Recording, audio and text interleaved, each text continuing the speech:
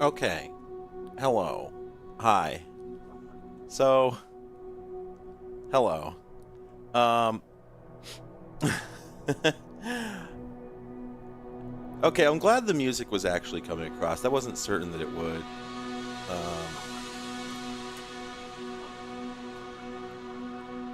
And yeah, I love Streamlabs. Streamlabs is so great.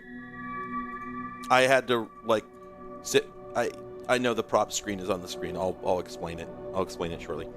Um, Apparently the way the Streamlabs vibe works is just that every time I run a stream, I have to let it sit for like 6 minutes before I can actually start, because that's how long it takes for the godforsaken chat to connect. And there's just nothing you can do about this. There's nothing you can do to speed it up or anything. It's just busted. It's just broken, you know. And this is a service people pay for, you know, which is incredible. You know, like, oh, it's meant to be used on Twitch. Yeah, I don't give a fuck. I don't care. That's stupid. This is just broken. It sucks. And what this is doing could absolutely be done by a program running on my computer, an executable, and it would work better. And that's a fact. I don't care who makes it. I don't care anything. There's like, if this was an exe running on my computer, there is a 100% chance that it would be better. OBS greater than Streamlabs. I am, God, I'm sorry. Every time this comes, okay, Streamlabs is not just the program. Streamlabs is a whole suite of software that you download as a plugin for OBS. Or you could get their hogtied, fucked up, broken version of OBS that they made a bunch of stupid modifications to that also comes with this plugin pre-installed. The music is the ambient music from Microsoft Flight Simulator 2024. So no, I'm, you know, sorry, I shouldn't be vitriolic about this. I am not running Streamlabs OBS because I know what I'm doing, okay? But if you want to get notifications, if you want to get a sound effect so that you don't miss your fucking super chats, YouTube just provides no method for doing that. And my understanding is Twitch doesn't either, so you have to go through these silly third parties, and their products are just crap. I tried the other one, I don't remember the name of it, Stream Elements, I think, and that's even worse. It's 1,000 times worse. And I realized that the quality of this product might be better if it were on Twitch, but I am just appalled at just how bad this is for the very basic shit that I need. And the reason it's so bad is very simply because it's running on somebody else's computer. There's no reason. There's no advantage to this. There's literally no reason whatsoever that you would want this to run on somebody else's computer. This product makes 1,000% more sense as an exe file running on my computer. There's no reason that this should be on somebody else's machine. It doesn't get us anything. It just makes it worse. And so, like, when I start the stream, do you know why it takes 5 fucking minutes for the chat to connect? Because if their computer connected to YouTube and checked if there was an active stream every 5 seconds across 25 million users, then they would have to spend more money on hardware. Now, if the program was an exe, not a web page, but an exe running on my computer, you know, like a normal program like a human being would use, and like anybody would want, because nobody wants this. Absolutely nobody anywhere wants this. 0 people. There's no people anywhere who want it to work like this. So if this were just the thing that everybody wants, which is an exe file running on my computer, it would just check every 5 seconds, and then it would take no time at all. But because it's running on somebody else's computer, I can't pay them enough to treat me like a customer. I can't pay them enough to deliver a product that actually works correctly, because there's no amount of money. Like, by the time I'm done, I'd be paying them $200 a month because they just need to give me a VPS in order for this to work well. But I have computers of my own, right, with spare time on them that aren't being shared among 25 million customers. So I'm just saying, I'm just pissing in the breeze here, but I'm just saying that maybe we should stop doing this because it's not working out for anyone, and just go back to making programs. That's the thing, right? That's the fascinating thing that happens when you get to like with modern capitalism. you can't pay these companies enough. They don't want your money, right? What they want is a certain amount of effort put forth. If I paid them enough to treat me like a human being, then they would have to hire more human beings to do that treatment. And that's what they don't want. It doesn't matter if they're making profit or not. They just simply don't want to have employees. And so if they dedicated enough hardware to this product to make it work well, or if they dedicated enough designers to this product to make it fit my needs, or any of this other stuff, that would require them to have staff that aren't like PR, sales, and then like 7 dudes writing JavaScript all day. Like they don't want to actually have a company. What they want is to have a product.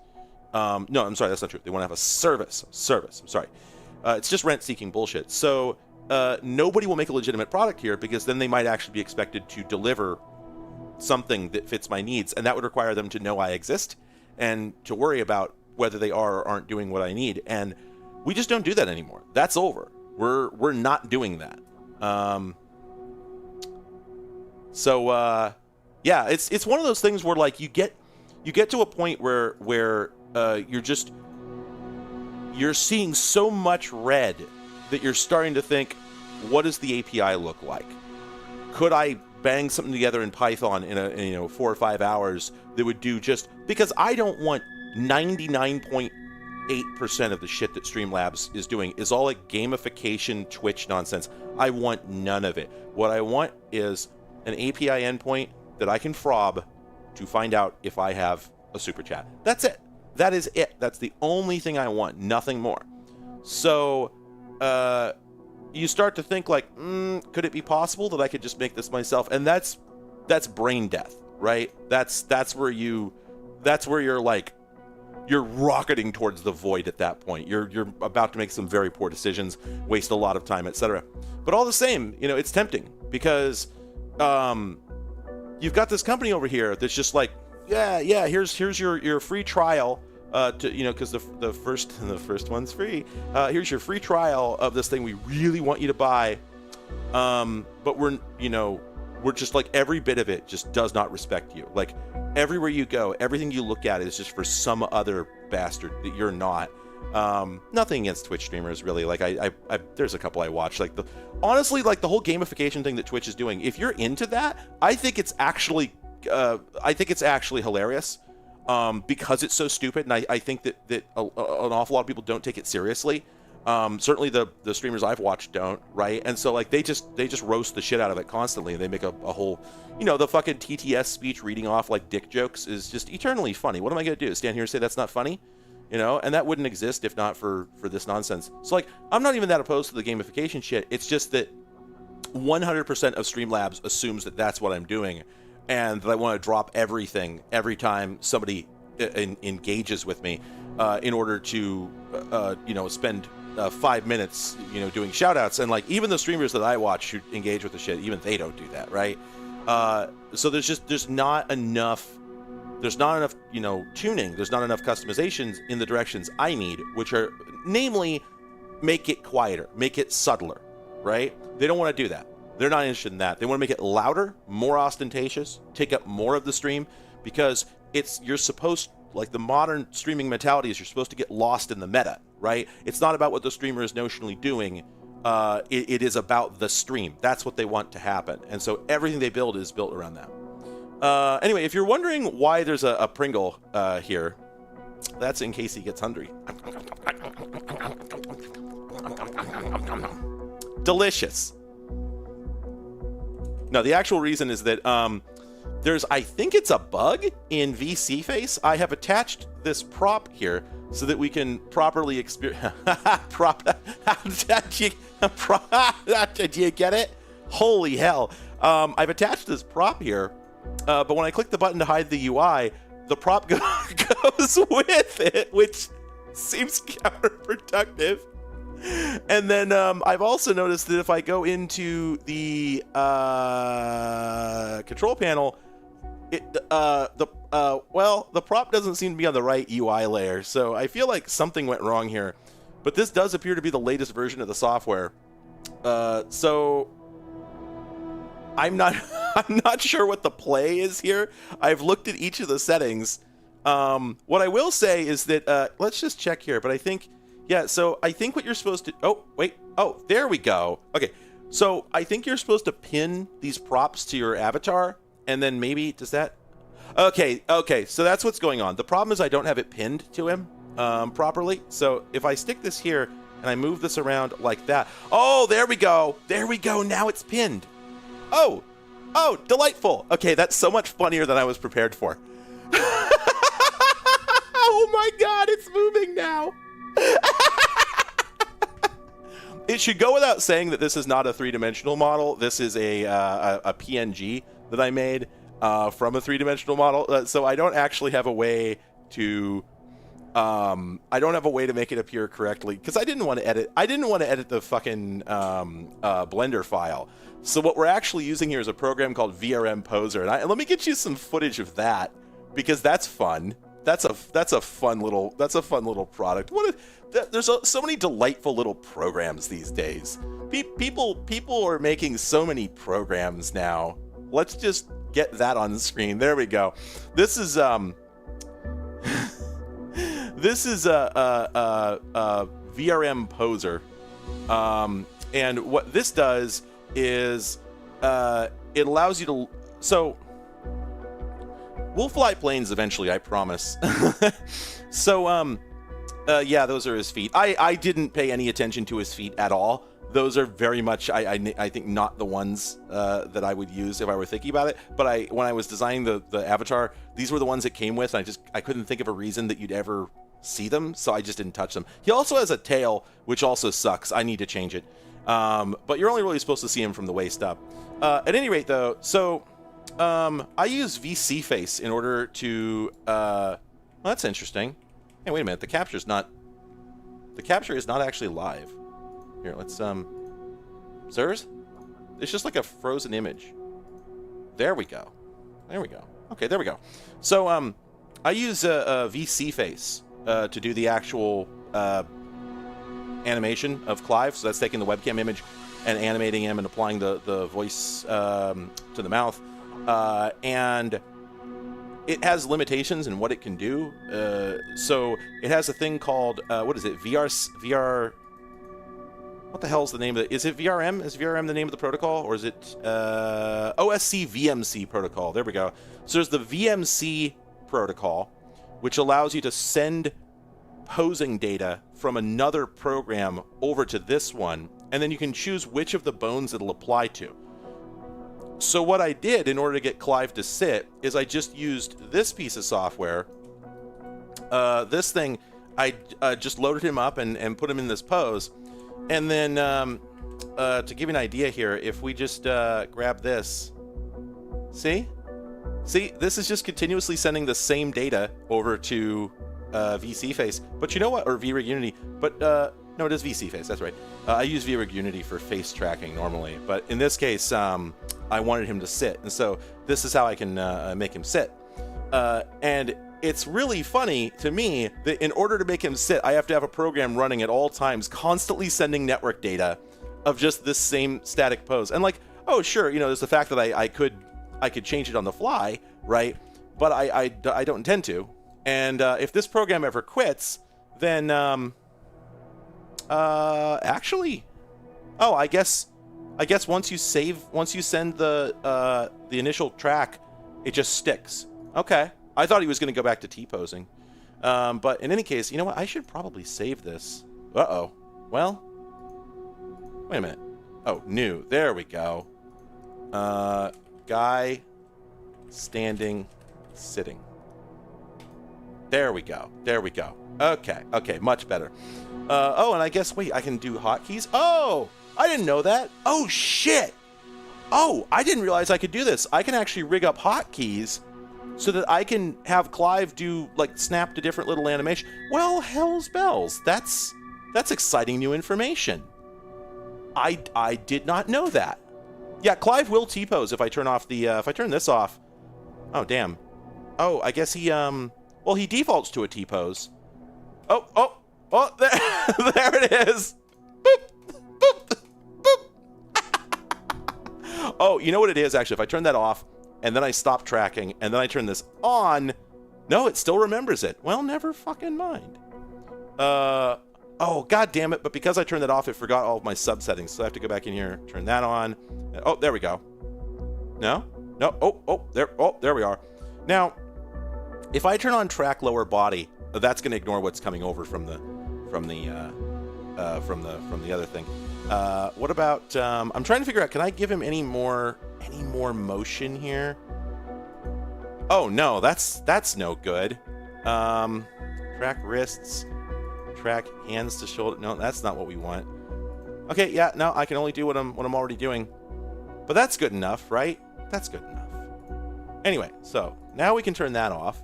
Excellent. And we can turn this off. Excellent. All right. Oh, God, Ringo. Ugh, tracking hand movement is such a pain in the ass. I tried using a leap motion, and nope, I couldn't stick the landing on that. It was just trouble. Anyway, we should play a video game. I am tracking most of my upper torso, but I think that I think that for reasons. Well, you know what? Let me take one more. Let me take one more look before we play the video game. But I'm pretty sure that I'm already tracking everything I can. Yeah, so I'm tracking spine and chest, but I think that because it's I don't think that this has the necessary. Oh, wait a minute. There's a show tracking points. Nope, that doesn't work. Okay, doesn't matter. Doesn't matter. We should do something. We should proceed on our stated goals. I had a leap motion. I got rid of it because it was fucking useless. It just didn't do anything.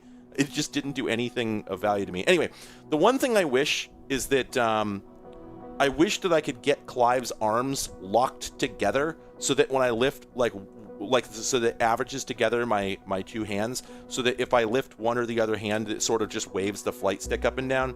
But either way, yeah, this is one of those things where I've told this story before, but Clive shouldn't exist, okay? He's not supposed to exist. He is a character I designed years ago when I was learning to draw, which I never got that good at, but I did have a good time learning for a bit. And I decided I wanted to make a proto-gen character, and so I came up with this idea. And I think that if I had not been practicing drawing at the time, I don't know that I ever would have gotten a decent idea of what he looked like. But because I had the opportunity to experiment with him, directly. Hey, how about that? Being an artist is a cool and useful thing, right? Wild. I was able to iterate on him a bit and come up with a design that I liked, and ended up with like a surprisingly, if I do say so myself, a surprisingly unique looking proto-gen character compared to most of the others I see out there. I happen to think he has a really unique look. And I was like, gosh, I should pay somebody cash American money to make a 3D avatar of him for exactly this sort of nonsense. But I know what that's like. I know it's going to be a miserable process for me. Like, nothing against artists, but the process of doing commissions sucks. I've tried to do it and I hate it. Call it a me thing, but it just is what it is. And so I'm like, God, I'm just never gonna be able to do this. I'm never gonna have a 3D Clive because I'm not willing to go through the process. I just know it. I know I'm not going to be willing to put in the necessary effort on my part to give them what they need to get it right, and to go through all the iterations, and to deal with like the social anxiety problem of having to tell somebody who is doing their best, like, no, sorry, you didn't get it right at all. Right? I hate that. I don't want to do that. And so on a whim, I got, I downloaded Blender, and I just, started, like, I got a proto-gen model off a free model site, which ended up being stolen. I later paid the guy once I found out. And I just started fucking with it. And lo and behold, 4 or 5 hours later, I'm like, holy shit, Clive is happening. What's going on? What's happening? What the hell? And before I knew it, I just had the whole guy. He was there somehow. And the wild thing is, like, this keeps happening, right?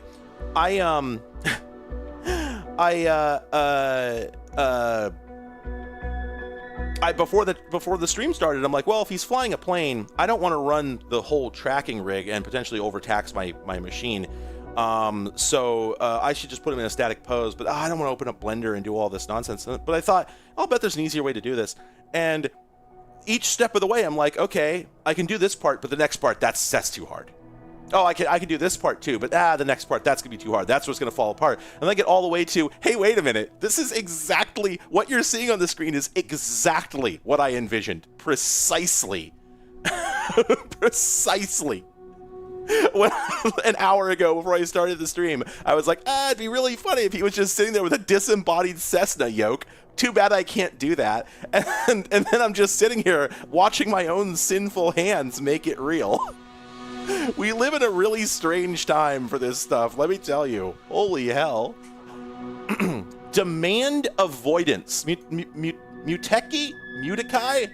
I've never known how to pronounce your name. Demand avoidance. A pattern of behavior characterized by a persistent and intense resistance to requests, expectations, and demands. Well, I just don't like upsetting people. That's all. I appreciate it, bud. Anyway, Muteki. Okay, so I sort of had it right. All right. Anyway, so what we have here, I just bought Flight Simulator. Okay, sorry. I just bought Flight Simulator 2024, and the reason I did that is because I just bought an RTX 5090. This makes me sound very bourgeois. The reality is I don't have the money for an RTX 5090. On a whim, just as a joke to see what would happen, I made the purchase against a credit card that didn't have enough limit, and they approved it anyway, and I don't know what happens now. I guess I'll find out at the end of the month. So either I'm in a lot of debt or a tremendous amount of debt for this thing, but fuck it, I'm dying, Squirtle. We're all turning to dust as we speak, and so I decided I would grab what I could. And so I realized, belatedly, it's been like a week and change, oh my god, I can actually run Flight Simulator at acceptable speeds now. Would you like to know a funny thing about Flight Simulator? Let me just let me just go back to the main menu. That was career mode. We're going to do career mode, but let's go to free flight first. They should have another mode called costly flight. So let's go to current, the only airport I believe in. All right, let's just load this. Let's load this bastard up.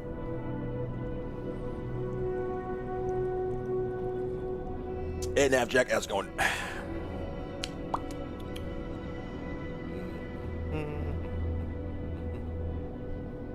What you up to, Eric? What bad decision you making?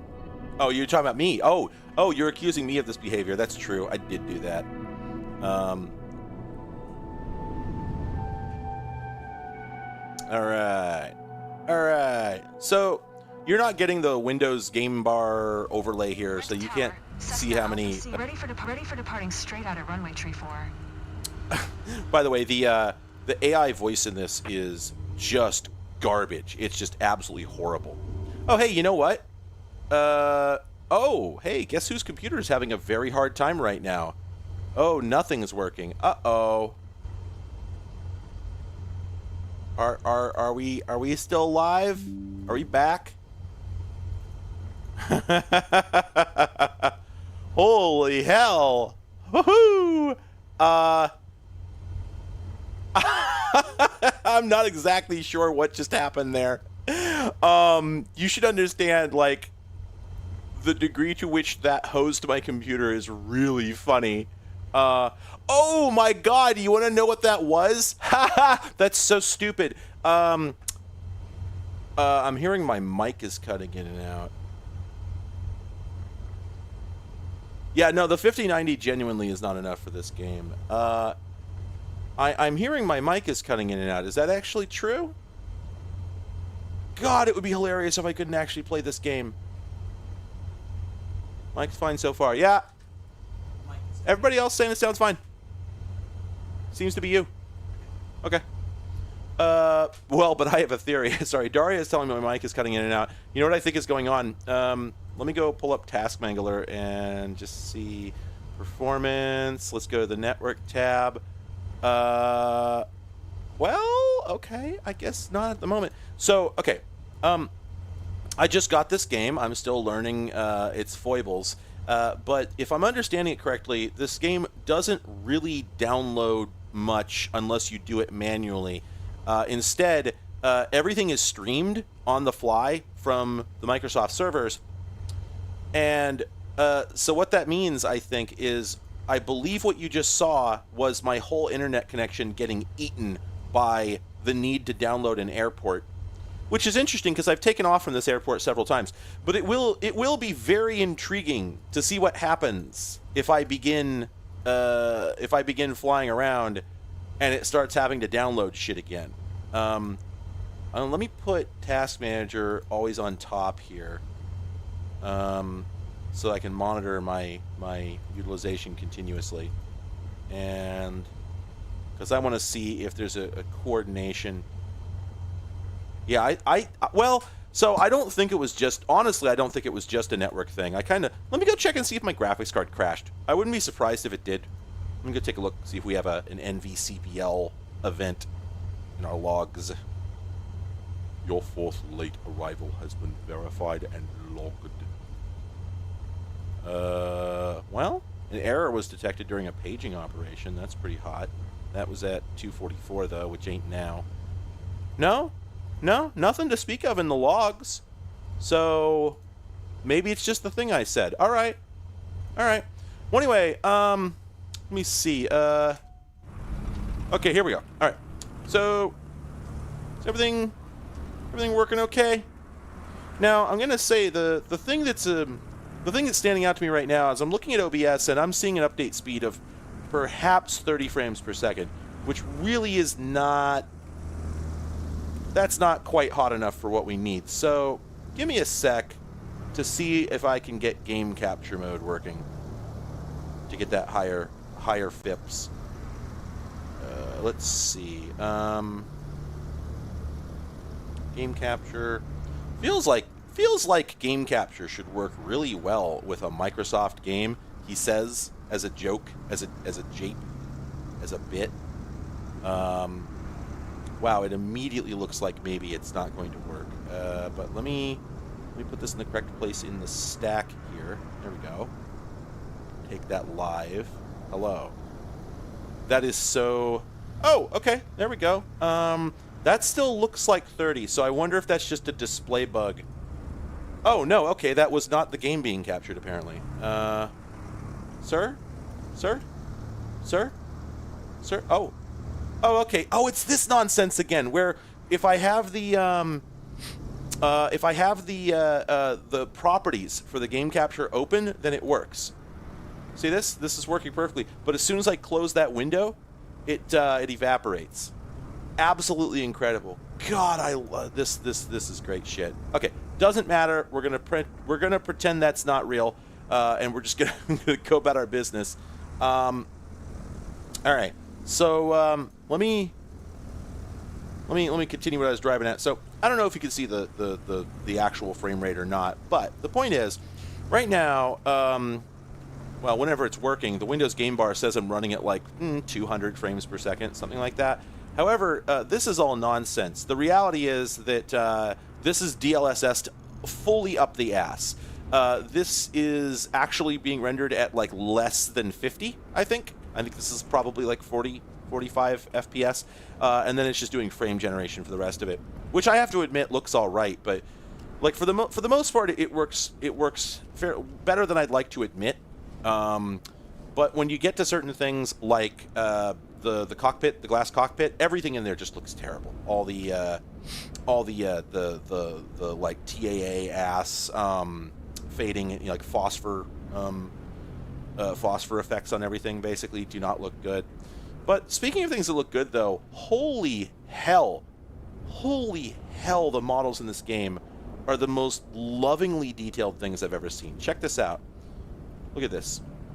They modeled the fucking filaments in the bulbs.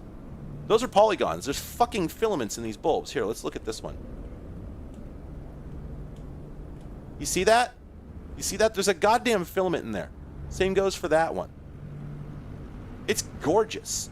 And of course, I don't know. Whoops. I don't know if these reflections are RTX or screen space. I would think they're RTX, but I'm not 100% sure.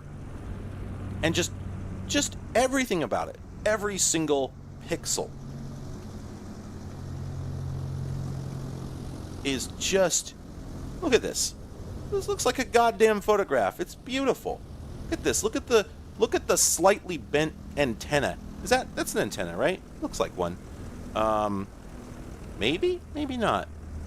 I guess I don't know what that is. But look at this. I don't have a way to zoom in easily. Wait, examine. Oh. Condition. New. Oh. I didn't know I could do that. Oh, the video game's good, actually. Oh man, we can wiggle everything. Oh, we can't wiggle the rudder. Wait, why can we only wiggle the elevator, sir? Oh, that's mean that you would only. Well, hang on. Let's do the. Oh, oh. We can examine it. Oh, there we go. Okay. Oh wait, is that a trim tab? Oh, it's a flap. Okay. Sorry, what am I thinking? So we can do that, but wait, can we? Oh. Gotcha. Hang on, I gotta go see. Is there a zoom? There's got to be like a zoom in button.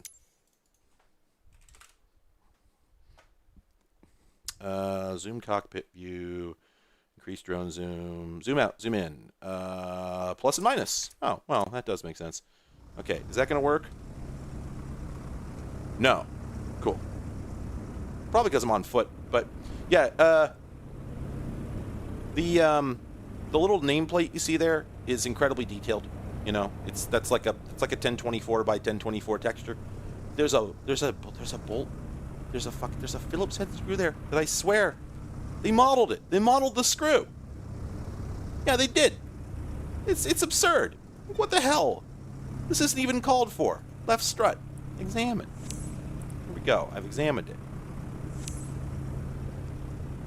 Can we just? Oh, I don't seem to have a crouch button. There we go. Okay. And of course, oh, wait a minute. Okay, well, apparently, when I cocked the ailerons over, that appears to have this isn't responding to my control inputs. So, do I need to go like uncock them? Are my controls locked? Like, what's going on here? Here, you know what? Let's just let me hit the auto startup sequence and see if that fixes it. Sure. Nope. Auto startup sequence doesn't work. So, I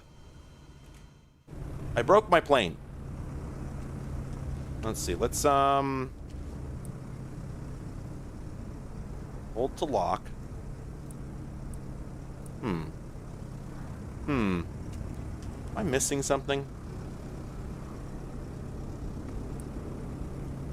Probably the rudders are locked too, I would guess. And then, oh right, yeah, it's the rudder I couldn't waggle. The elevator I could. Oh, everything just exploded. Oh boy. Oh, Gamement. Microsoft. Hang on. Flynt.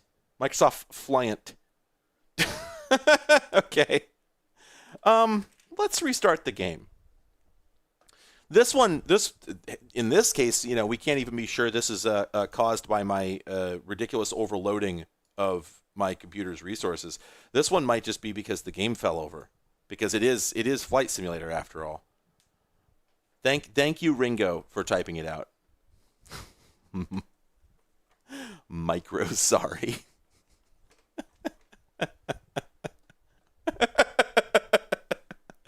Oh, now we get to find out if it's gonna explode the stream again the next time that I load into a level, right? This is gonna be exciting. I'm probably gonna start chopping out and cutting up. Look at this flight control replay embedded using the Grand Theft Auto font. Did you see that? That was straight up a pastiche of the GTA logo.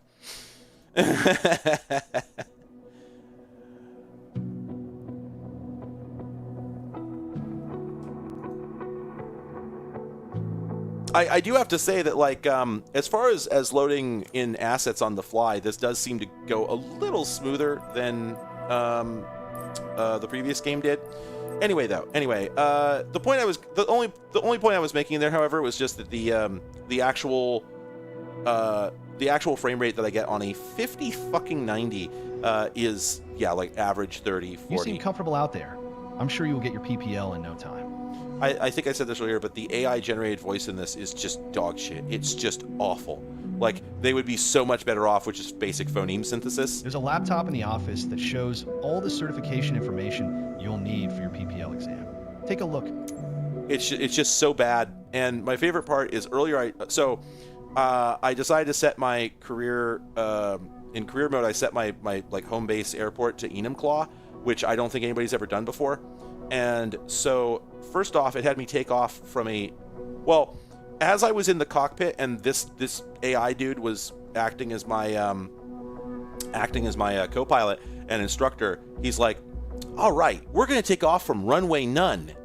And indeed, I think that maybe this airport doesn't have any runways defined at all, because I swear I took off from a sidewalk. Like, it was not even a third as wide as the plane. So this is extremely funny, so I'll be keeping it. You can pass throughout your career.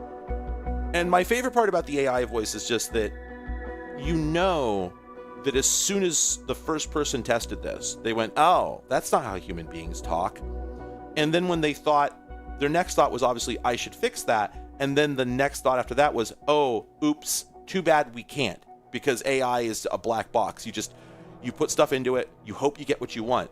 And if you don't get what you want, that's too bad, because there's no way to alter it, because nobody understands how it works. So all you can do is just throw different prompts at it and shrug and hope that it gets you a better outcome. So this is probably their 50th or 150th or 1500th like roll of the voice synth, and they finally got it to behave sort of right, but the inflection and cadence is always off. It sounds worse than Microsoft Sam. It sounds worse than like Deck Talk. It sounds worse than speech synths we had literally 50 years ago.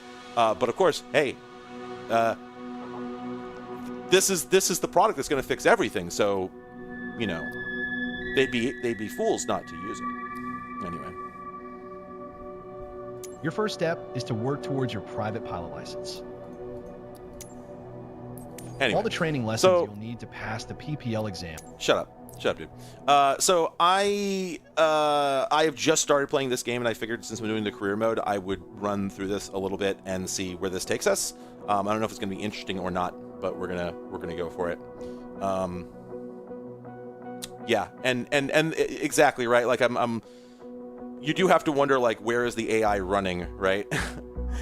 It's probably it's probably like every single time that I click next in the tutorial, like a bunch of fans in a data center get a little bit faster, and like 3 to 4 trees just wither and die. It's like that episode of Metalocalypse where Death Clock is recording on water. Anyway, all right, private pilot license. I'd recommend to train more. I'm just going to take the exam and see what happens. Oh, it's a one-time cost, so it's not really, it doesn't actually cost anything because you're going to have to pay it anyway. Now, what I'm wondering is whether this is going to give me the big ol' I wonder if it's going to give me the big ol' X-Wing style reticles to fly through. Because that would make this very, very easy. Oh, you know what? Any moment now, the stream is probably going to explode. Oh, maybe not? Is this already cached? It's time. Your first ever check ride. Start by removing the covers and chocks. Then join me inside. Your first ever check ride. And like anybody listening to that would go, oh, no, that's not right. But there's nothing you can do about it because...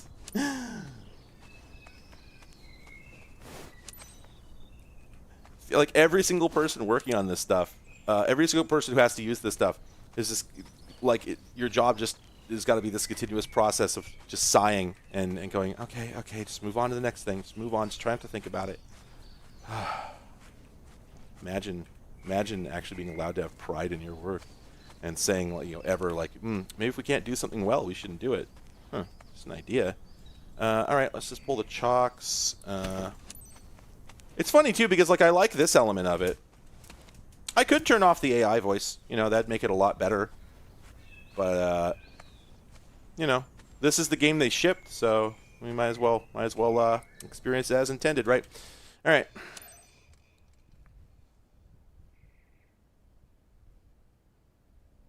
Oh, that's the other thing. I I think I want to invert my rudder pedals, but let me see. No? Okay.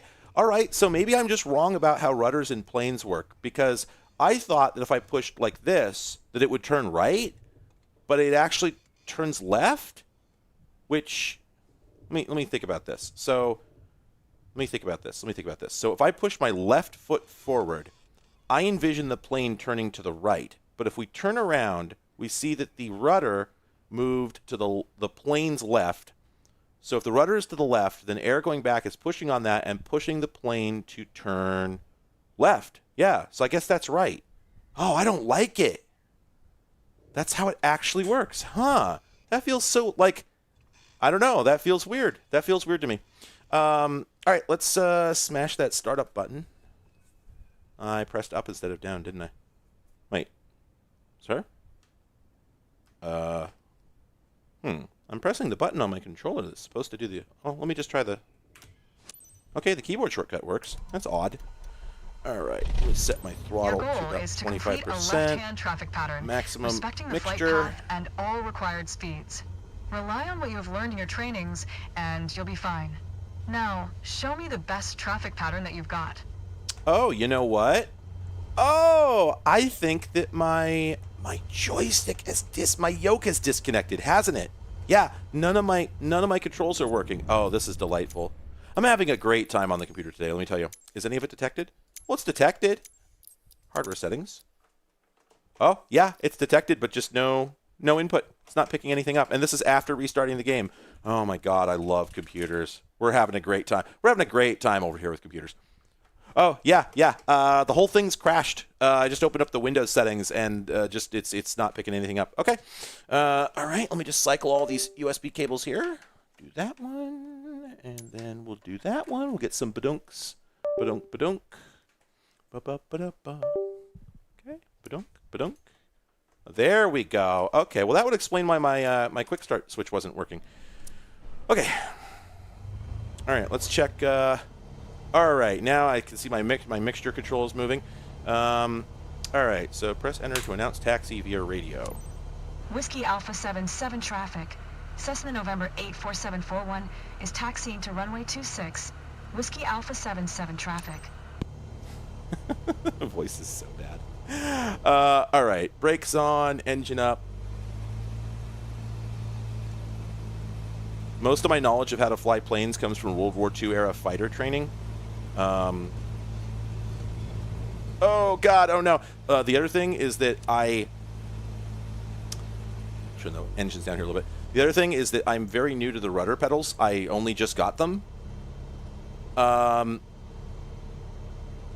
I have no idea if any of the Streamlabs stuff is working. Let's just assume that it isn't, because I don't have time to fuck with any of that stupid bullshit. Someday I will design my own Streamlabs with blackjack and etc. Anyway, but yeah, so I'm very new to the rudder pedals. So as you saw, I had quite a difficult time moving forward there. All right, let's announce takeoff via radio. Whiskey Alpha 77 traffic. Cessna November 84741. Taking off runway 26. Left closed traffic. Whiskey Alpha 77 traffic. You know, I don't actually know which direction we're supposed to turn. I think we turn right. So.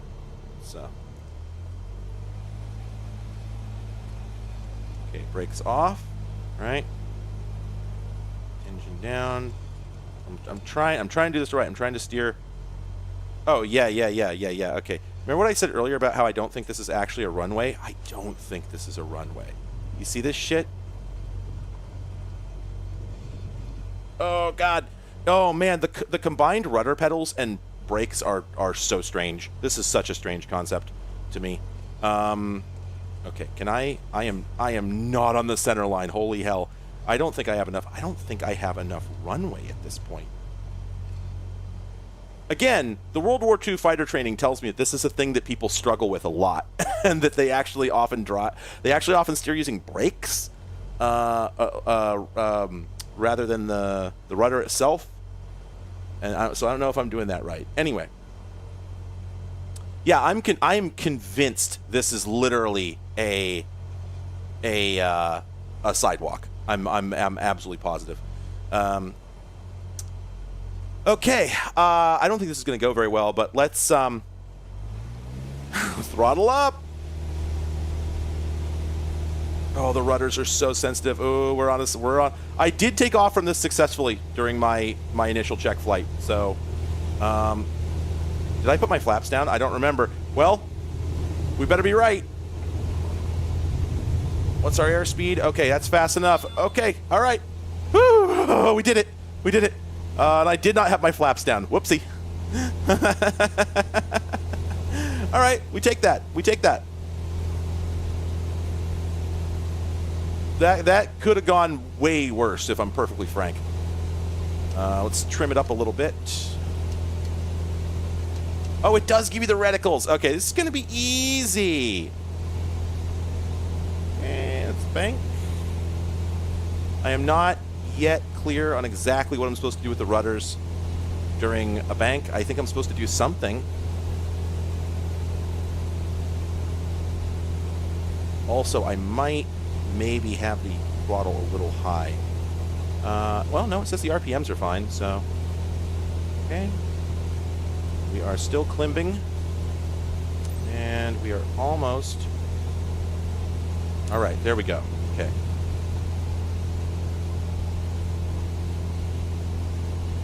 Oh. I think I'm maintaining altitude. This is hard. Oh, we gotta descend a little bit.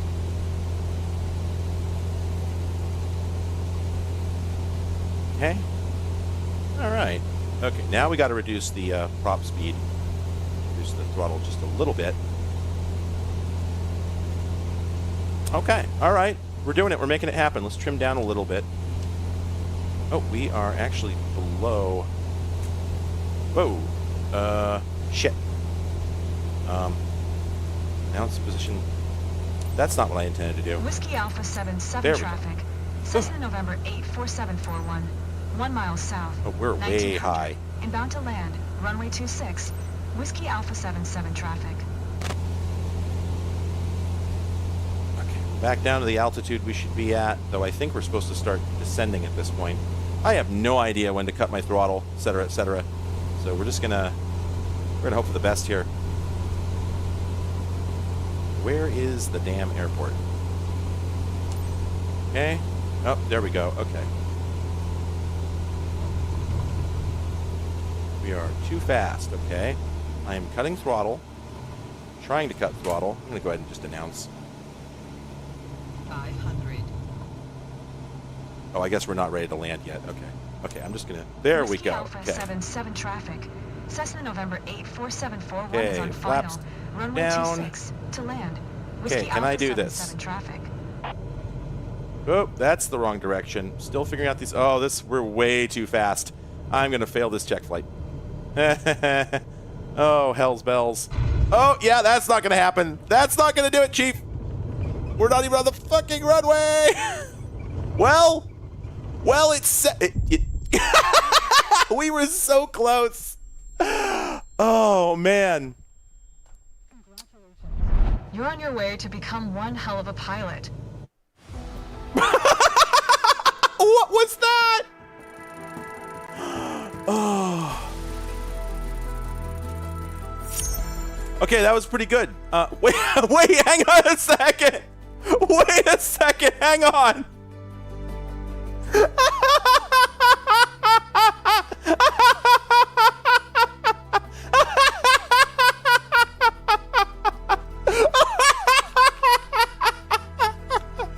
Do you see why I streamed this? Let me see. Fuck, that's right. Let me get a picture here. Let me go get a picture from my yeah, here we go. We just get a couple of screenshots I took during the when I was first testing this thing. Let's just get these.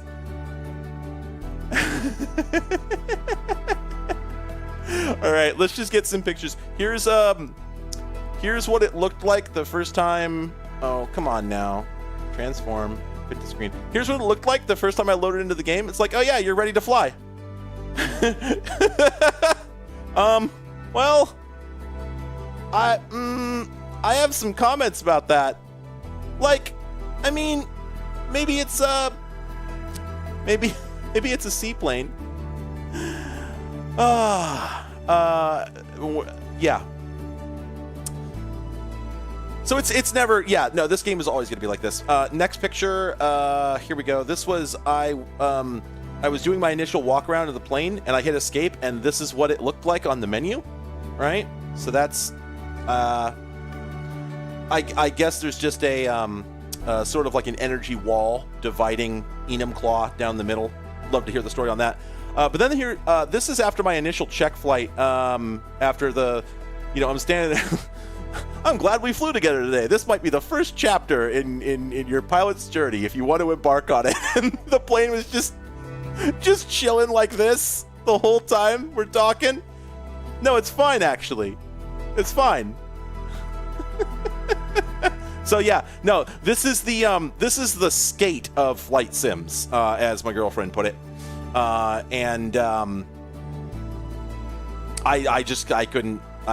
couldn't ask for anything better. This is exactly what I wanted. My plane handling only came up 64%.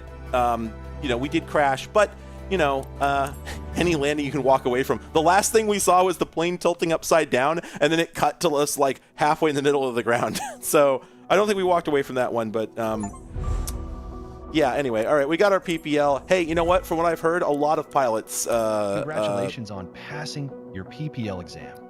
Your PPL allows you to... Let's go back... You know what? Fuck it. I'm done being mad about this. I'm just going to turn off the stupid AI voice. I'm gonna turn that shit off. See the career journey as you... Because the thing is, it makes me sick to my stomach, right? Like, it is, like, revolting. It is absolutely revolting to hear that shit. So, yeah, we probably do it under sound, right? Character voices. Well, I guess that would... Oh, crap. You can't turn off the character voice separately from the ATC voice. And you do sort of need the ATC voice. Naturally, right? Naturally. I mean, of course it would work that way. You know? That's a given.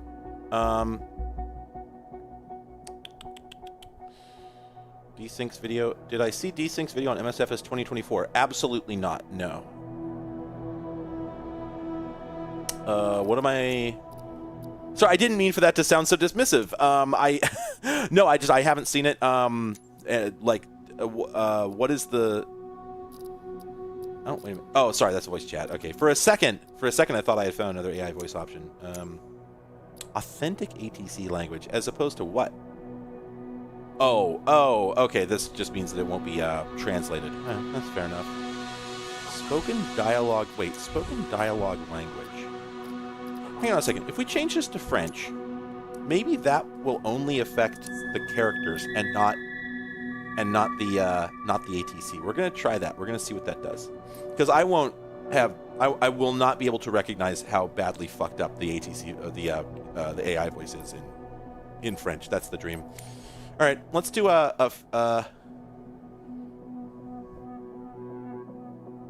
I see. There's a prerequisite. Oh, okay. So how does this work? So I got my PPL. It told me to come here, but it doesn't look like I can do anything else. So is this just like letting me know that exists? Yes. Okay. Then I go here and go to missions. There. Okay. Excellent. Sur cette carte, vous pouvez voir toutes vos missions actuellement disponibles. Okay, yeah, see, I know somebody out there speaks French and that sounded terrible, but it's much easier for me. Il y a une mission actuellement disponible. Sélection. Although, actually, it would be really funny if the AI voice was just better in French, if it just did a better job. Like, I would not be surprised by that. Just sheer random chance.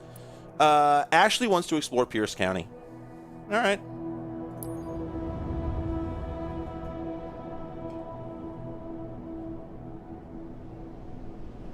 So wait a second. Ashley Hess is ready to take to the skies for an adventure above her hometown. But, oh god, did you see how horribly the DLSS fucked up the clouds just there? In fact, it's still fucking them up. But you can't play the game without it. Like, this is very uncouth of me, and I'm not going to continue on this this angle because I know I don't know what I'm talking about. But I am finally at this point going to commit to the deeply gamer opinion that DLSS is convincing developers that they simply do not need to optimize things. Because yes, this game is quite the powerhouse, but I am absolutely unconvinced that they couldn't have made it work better. It should not be 30 fucking frames per second without DLSS, and DLSS sucks ass. It's very bad, and it's going to be a thing that we are going to look back on this the same way we look back on games for Windows Live. It's just going to be like this thing that you periodically remember every few years, and or like back when console ports just reeked of being console ports, like Deus Ex 2. Or whatever the name of it was, the one that came out for like the Xbox first, and when it came out for the PC, it was just like unfucking playable because the whole thing expected you to be using a gamepad. It wasn't the only problem with it, but like when you played that thing, it was like, oh, here's my inventory. I can just drag and drop items around in it, right? With my mouse? Nope, no mouse support. You have to like arrow around and click E to pick something up and then move it. It was god awful. We are going to look back on DLSS as this terrible thing that we did for, I'm thinking, about 8 years. The same way we do like HDR stack up photography, where just like every single person and their mother was doing these hideous, uncanny valley nightmare scenes with HDR stack ups on every photography forum for about 2 years. And then they stopped, no one speaks of it, and not a single one of those photos has been retained because they were all so ugly that like everybody was just lying to themselves that they liked looking at them. So those are just all gone, and nobody wants to remember that. It's just this embarrassing thing we did. DLSS is going to be the embarrassing thing that we did in the 2020s. I'm calling it now. It's funny because like sometimes it works, but there are certain there's just certain things that there's certain things that it can't handle, and it'll never be able to, just intrinsically. The thing is, like, no, I'm not saying that developers have not always been using shortcuts, and I don't even blame them for using shortcuts. The difference is that up until now, every shortcut that they took, with the exception of screen space reflections, was one that you couldn't tell was there unless you were a game developer yourself and knew what to look for.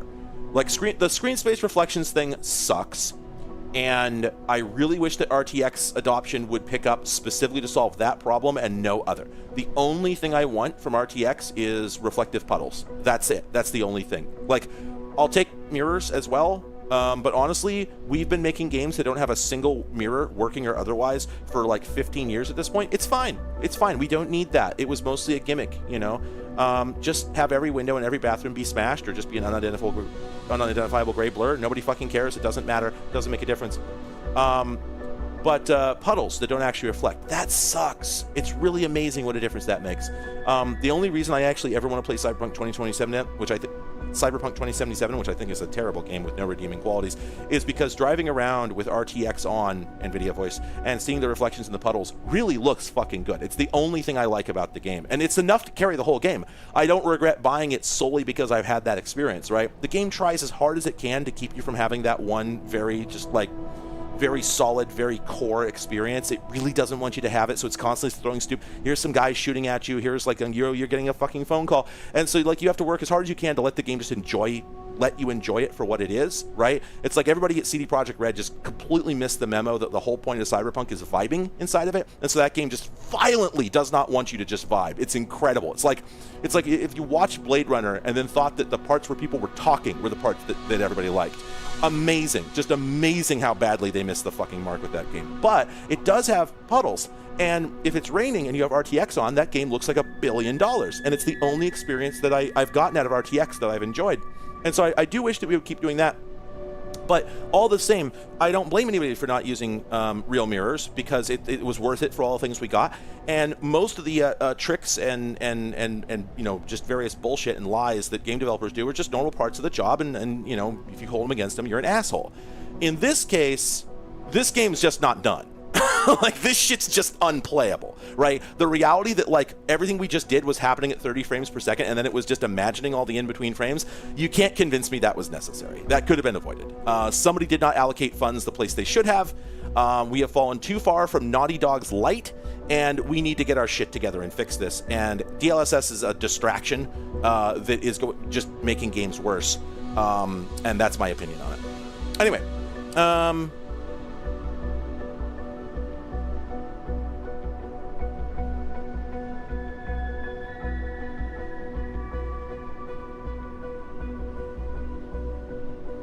nothing here is based. I won't accept that mantle.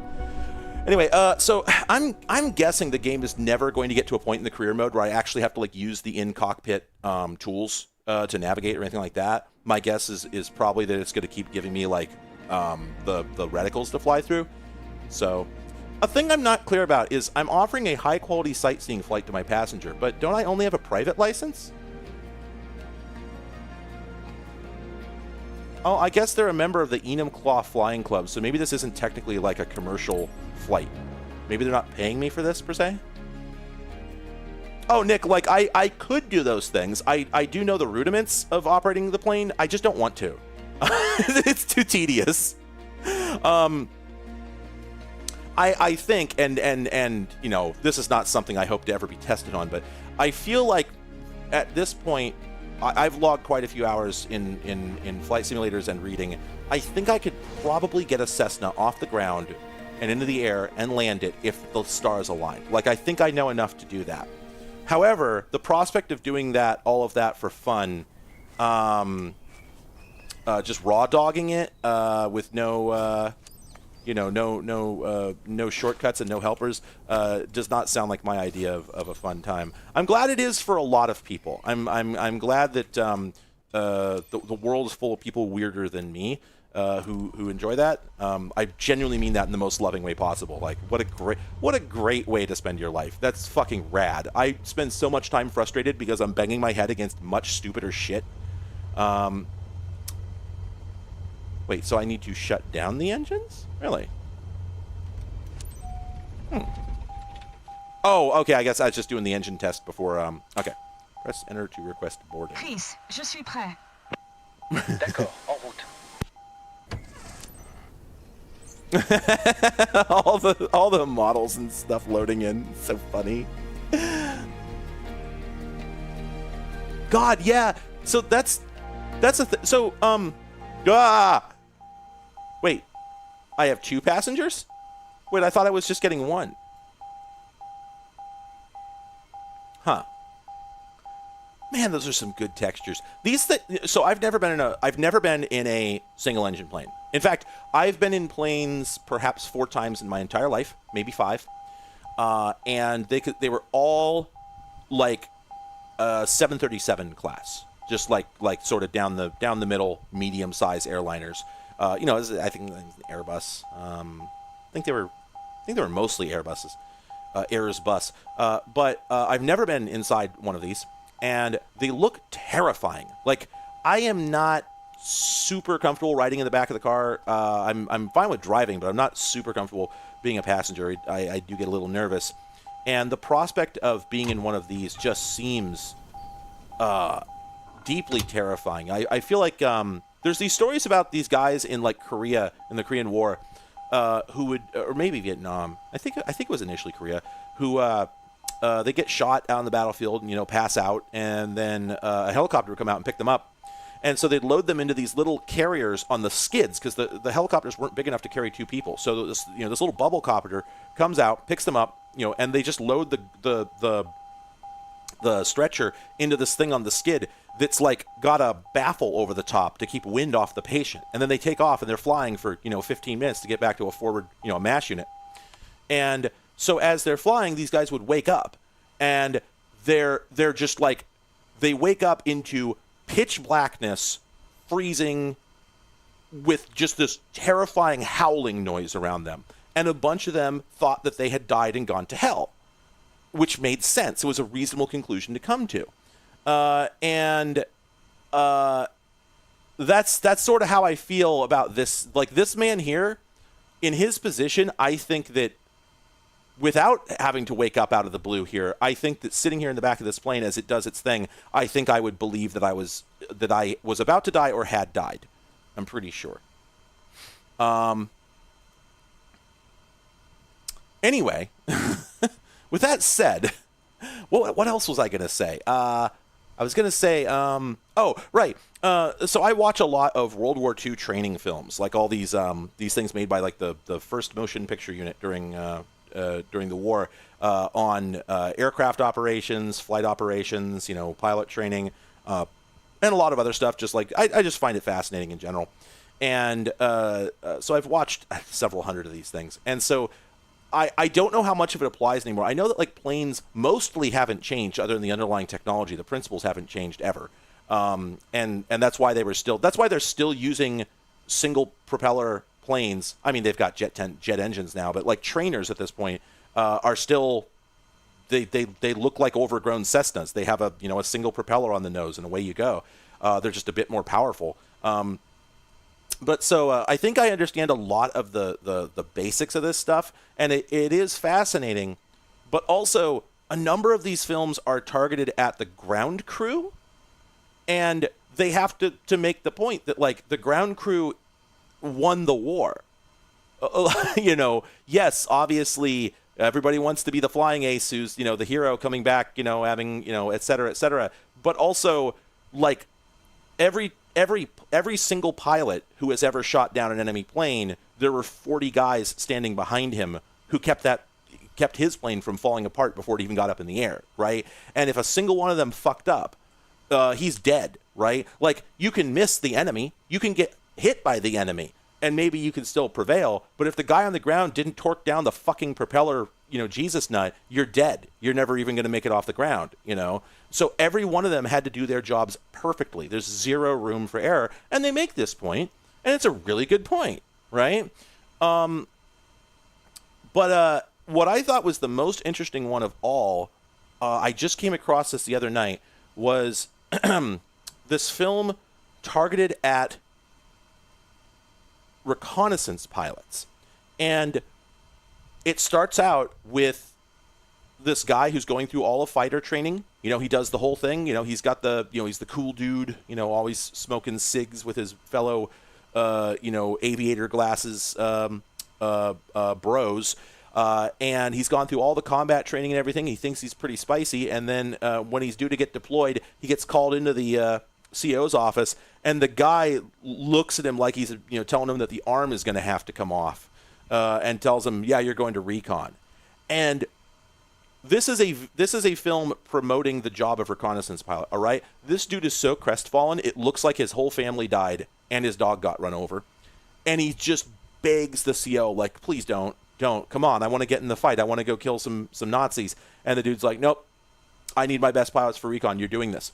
This film is like 25-30 minutes long, and for about 28 minutes of it, this dude is as miserable as he could be, and the narrator is backing him up every step of the way, talking about how, yep, you thought you were going to be out there in the shit, but here you are taking pictures. Yeah, you'll have a lot of stories to tell when you get home. And it's not until the last 2 minutes of the fucking film that they finally turn it around and go, oh no, you have a higher body count than any ace in the entire war. You killed 200 guys yesterday because you took a picture of a base that we were able to use to target our bombers. You may not have ever seen the guys that you killed, but you're an essential part of this thing more than anybody else. We couldn't do it without you, et cetera, et cetera. All very valid, except the tone doesn't change at that point. There is no triumphant, happily ever after. The guy never smiles. He's like, oh, okay, that's great. End. It was weird. It felt so strange that they just, like, never pulled their punches. They're just like, no, you're going to hate this job. It is not going to satisfy you. We need you to do it. It's important. And you are not going to be happy about that ever.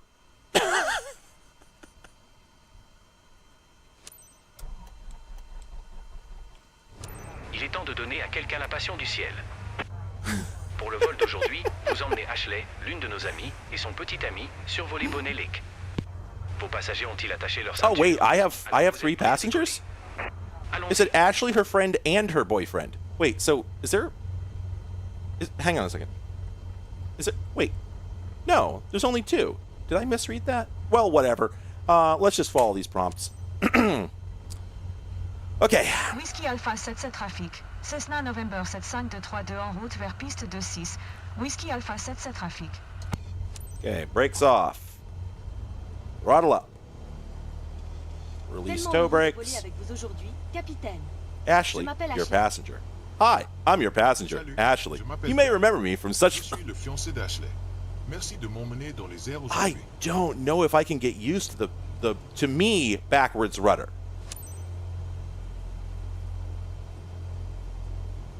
Okay.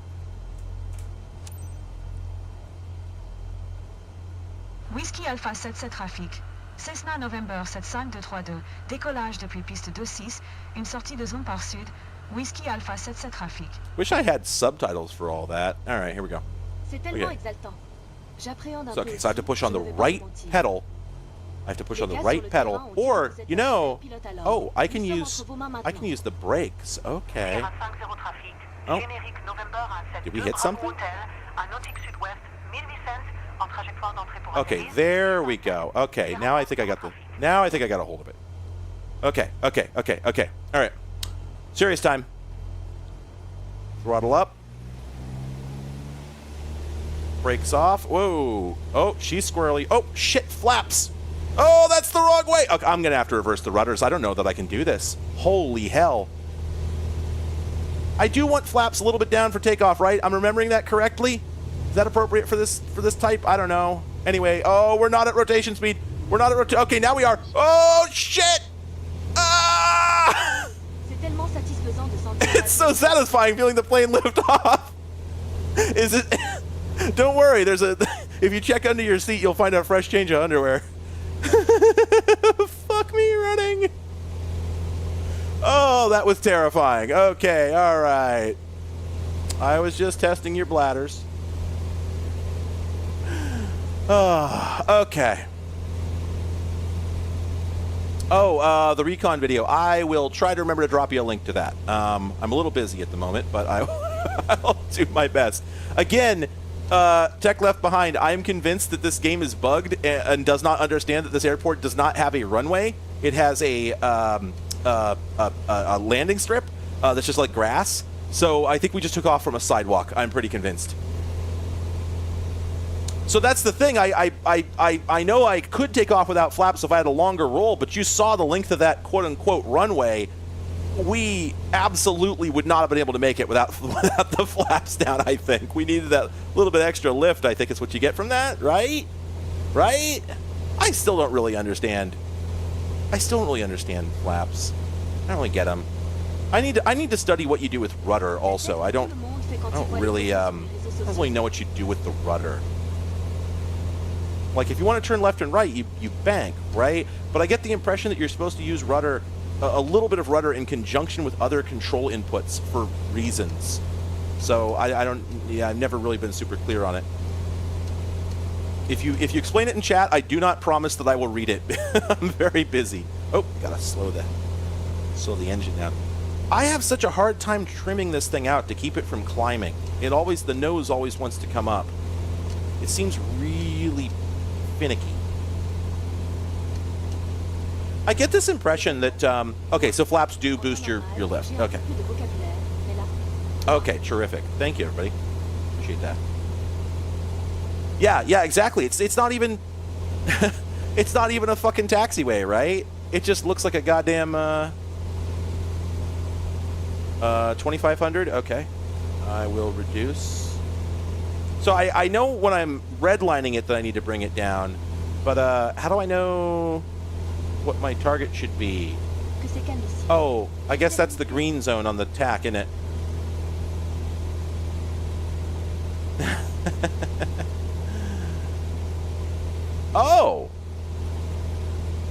Oh, it does stop climbing. You're right. Hey, look at this guy actually telling me what the fuck to do to fly the plane correctly. By the way, I would like to point out, I don't know if you were here earlier for my landing, the one that I made a complete mess out of, but I'm actually better than that, all things considered. I'm just confused getting used to these new controls. I tend to do all right landing planes in simulation. Whoa. Oh, okay. I think we're just supposed to hit each one of these, and I think that's a ring. So I think we're going to start on the left here. Oh, yeah, I guess that's... Yeah, these are probably pretty loud inside, eh?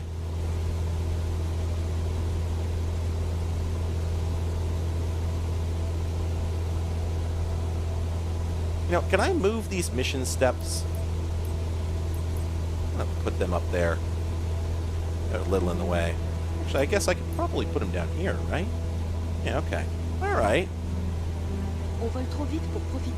We're going too fast to appreciate it all. Okay. Oh, whoa, okay. Stay below 87 knots. I did not notice that. Okay, let's, Damn. Y'all ever hear of this thing called workload?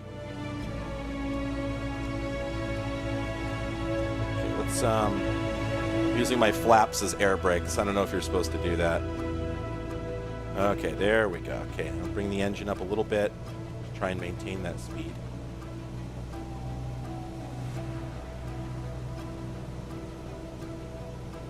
Okay, there we go. All right.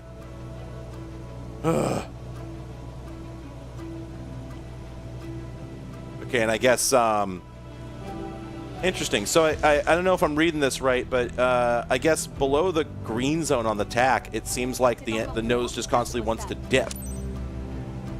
The opposite. So if you're overspeeding, it wants to pull up, and if you're sort of underspeeding, it wants to dip. That's what this looks like. God, this game looks good.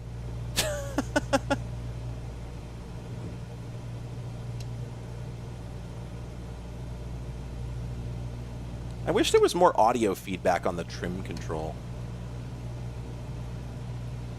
Like, it does have a little bit of a click, but it doesn't do it consistently, so I can't tell. Okay, RPM to about 1700. Okay, so not too different from what I have right now. Though I think I need to push it up a little bit, because I think I'm... am I losing speed?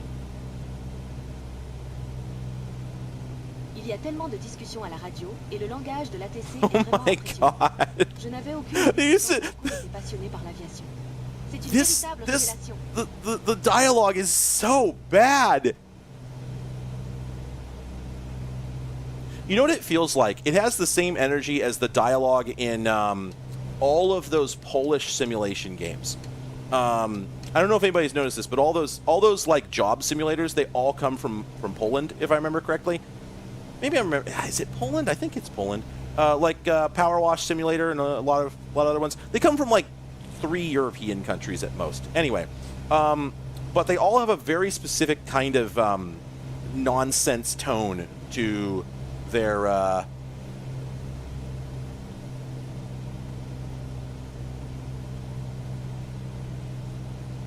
They all have a certain nonsense tone to the dialogue that.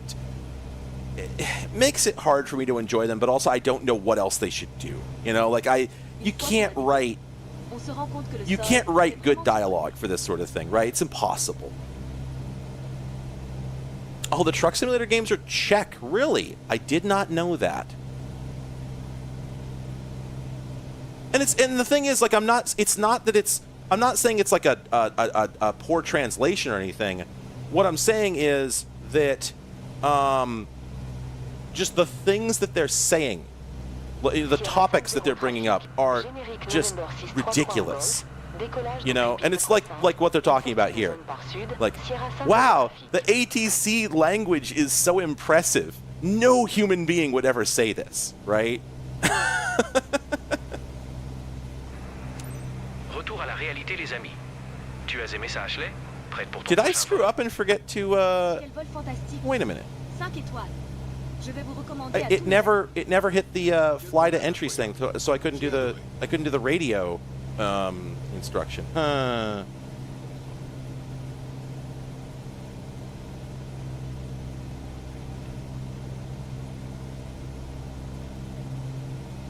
So yeah, so I can't hit it yet. I have to do these prerequisites before I can radio in, but am I not following the traffic pattern? Is that not what I'm doing right now? Am I too low? No, I'm in the brackets. Well, whatever. If the game doesn't punish me, I'm just going to fly this damn plane.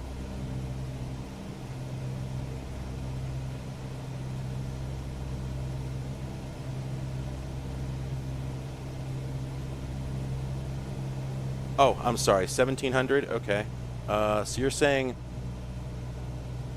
So you're saying 2,000 RPM right now, and then 1,700... So should I be descending at this point?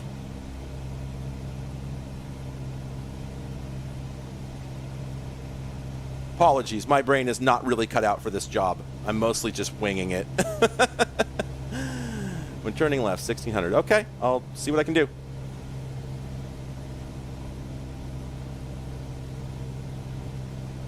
Oh, you're right. Clive does need aviators. I'll see what I can do about that, all right? So, okay. I think at this point I should be down to... I should reduce RPM some here. And then as we turn...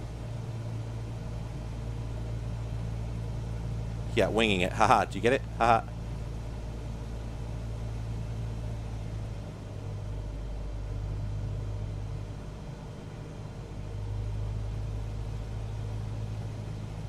Seattle approche, générique November 630 Foxtrot de type générique, 2 nautique, sud de Kilo Papa Lima uniforme, 1000 cents. Demande VFR contrôlée. Okay, so... Générique November 6530 Foxtrot. Okay, that's the final that I'm flying to. Transpondeur Okay. 0246. Add a bit of flaps, okay. There's a bit of flaps. Okay. If you see me not following your instructions, it's only because I am freaking out and cannot look at chat. Okay. Ça tremble. I think I upset my passenger. Whiskey Alpha 77 trafic. Cessna November 75232. 2 nautiques. 1300. En trajectoire d'entrée pour atterrir. Okay. Piste 26. Whiskey Alpha 77 trafic. Boost to 1,500. Okay, there we go. Oh boy. Oh boy. We're wobbling. Oh boy. Oh boy. Oh boy. Oh, we're gonna hit those trees. Oh Jesus, that... Oh, we came in hot. Oh shit!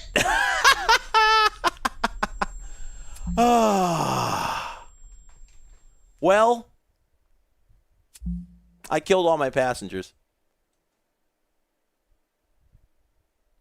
Passed! Retour à la réalité, les amis. Oh shit! Tu as aimé Shit! ça, Ashley? Prêt pour ton prochain vol? Fantastic flight, 5 stars. I died, but I had this vague memory that I died, but the rest of it was good. I'm being told not to sink. So okay, this is interesting. Where did it put my throttle? Or is that where I put my throttle? Oh shit! Why are we? Oh hell! Oh boy! Oh boy! I've still got the fucking rudders backwards.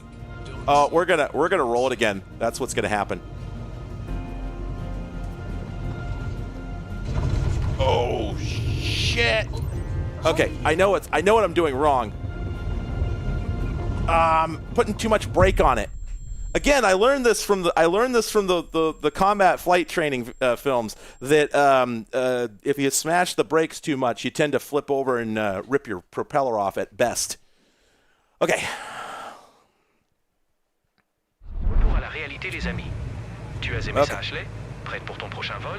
Okay. Quel vol fantastique.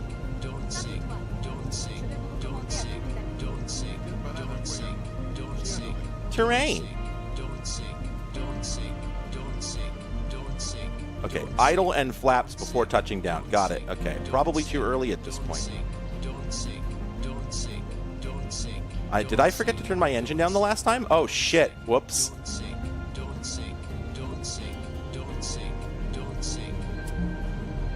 Oh, yep, fucked it up. All right, let's just try this again. Let's try this again. Oh boy. I don't think it would let me go around. I think at this point, we're just going to keep redoing this until I get it, right? Pour la réalité, les amis. Okay. Tu as aimé ça, Ashley? Prête pour ton prochain vol? Quel vol fantastique. 5 étoiles. Recommandé à tous les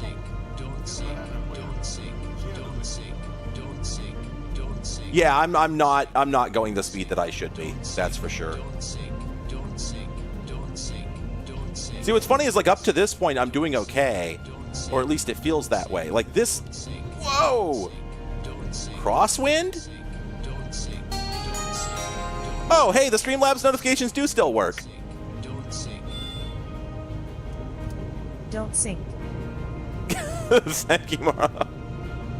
Oh, jeez. Okay, you know what? J'en ai eu des frissons. Oh, hell. I'm still getting the rudder wrong. God damn it. Okay, I gotta be honest. I do not understand how you're supposed to do the rudder and the brake at the same time. It just seems impossible. Pour la réalité, les amis. It's such a Tu as confusing aimé ça, input. Ashley? Prête pour ton prochain vol? Quel vol fantastique. 5 étoiles. Like, I really want to go in and invert my rudders, but I know, like, I shouldn't. I should not need to do that.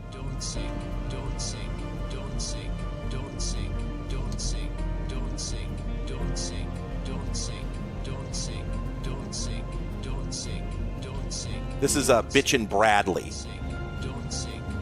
Oh, this is not a very good angle. Oh, no. We hosed this one. Don't worry about it. No, that's fine. Don't worry about it. See, like... C'était tellement maîtrisé.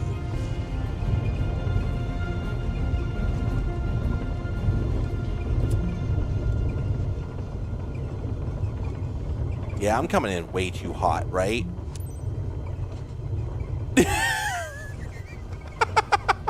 You know what, though? We're on the ground. We're on the ground. Okay, idle earlier and more flaps. All right. Let's see if it gives us another opportunity. Actually, can I just... I don't see an option to, like, go back and do it again from the checkpoint. As far as it's concerned, I landed. So, I guess, okay. Well, you know what? We'll get another chance on the next flight, right? So, because we're gonna, for some reason, we're going to be allowed to do this again. So, let's proceed to the parking stand, 0.31 nautical miles from here. Oh, there we go. Wait, are my... That's weird. Why are my e-brakes set? I didn't do that.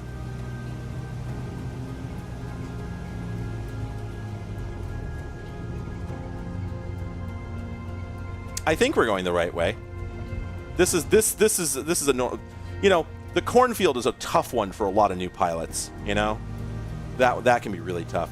You know, I guess I will say I don't know to what extent I'm making this much harder on myself than I need to because I started from what is obviously not a real airport. So I might just restart because this is a sidewalk. This is not a runway. This is a sidewalk. In fact, maybe as we drive here, we will be able to get a better notion of the layout of this place to figure out what the hell is going on. So,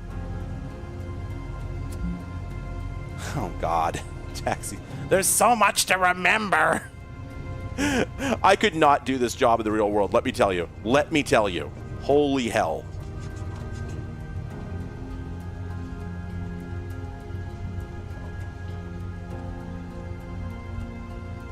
Come on. Come on, throttle up. Oh my God. There's so much to coordinate. Like, I always have to remember that, like, driving a car is no different. I'm already doing a lot of stuff in a car. I'm just not used to this. Don't hit the man. Don't hit the man. Don't hit the man. Oh. Intéressant de voir sa propre région sur ce nouveau. On dirait qu'ils ont apprécié. C'était une super séance. Well, that was terrifying. Génial. Yeah, I'm absolutely convinced this is a fucking sidewalk. All right, so engines off. End of flight. Okay. Now, there we go. Well, just let me get out and walk around. VNLK. So, the game has limits on... Yeah, it was a great flight. I did fantastic. The game has limits on which airports you can start from. You can't start from any large one. You have to start from like a little shit pot. And so it was hard enough to figure out which ones I could actually take. So if I go to career,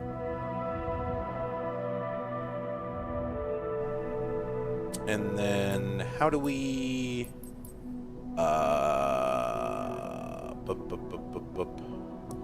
wait, how do I kill my career and restart it? Specialization, missions. There's got to be a setting for this. Marketplace, activities. God, it's in the settings. Hang on a second, because I got to go dig through the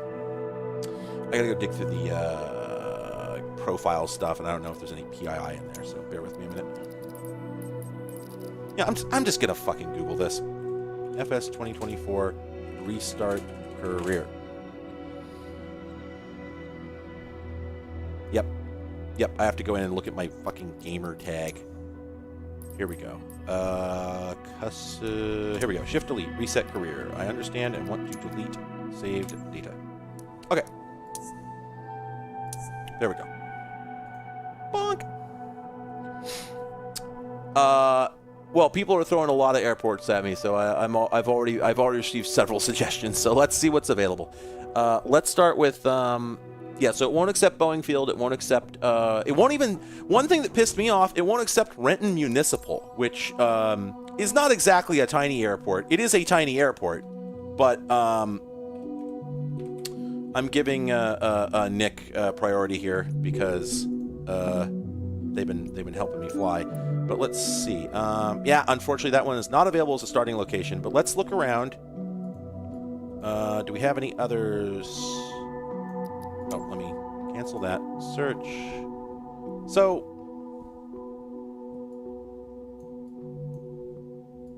I think that career mode is locked to like a preset list of American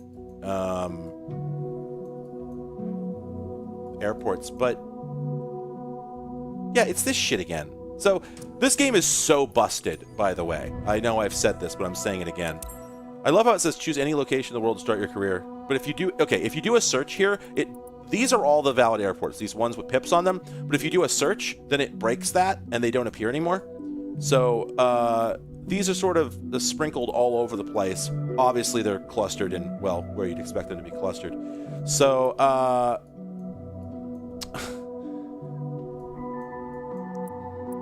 Chippewa Falls. All right. KEDC in Austin. Let me take a look at that. Not available. Yeah, it's always like this. And now that I've done that, all the valid ones disappear. I don't know what, like, well, I say I don't know what's going on, but like, I know what's going on. It's a bug. Like, what, you know, I don't really need to. Anyway. Okay, sorry. I'm not going to be able to find anything in specific. I'm just going to go pick something.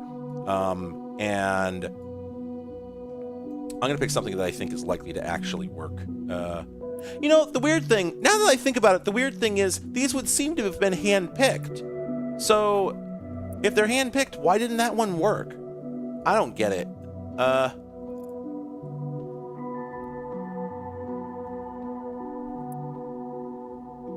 Yeah, Chippewa Falls has a number of significant elements, but I'm just going to pick something. Sorry, everyone. This game is too broken. Falls City, Greer. See, I started out here at Enumclaw, WA 77. That was busted. Let's zoom in here and see if we can actually get a picture of. So this is Flying H Ranch. That don't look like much. I guess. Oh, is that? Oh, there it is. It's a unpaved airstrip. Okay. Well, that's real. That at least has a real fucking airstrip. What about over here? Alberton. Oh, that looks like trouble. Is that airstrip next to the... No, you know what? I liked the previous one I saw. I'm just going to go back there. We're doing Flying H Ranch. This looks reasonable. Let's do this. I want to get back in the shit, okay? I think the thing with...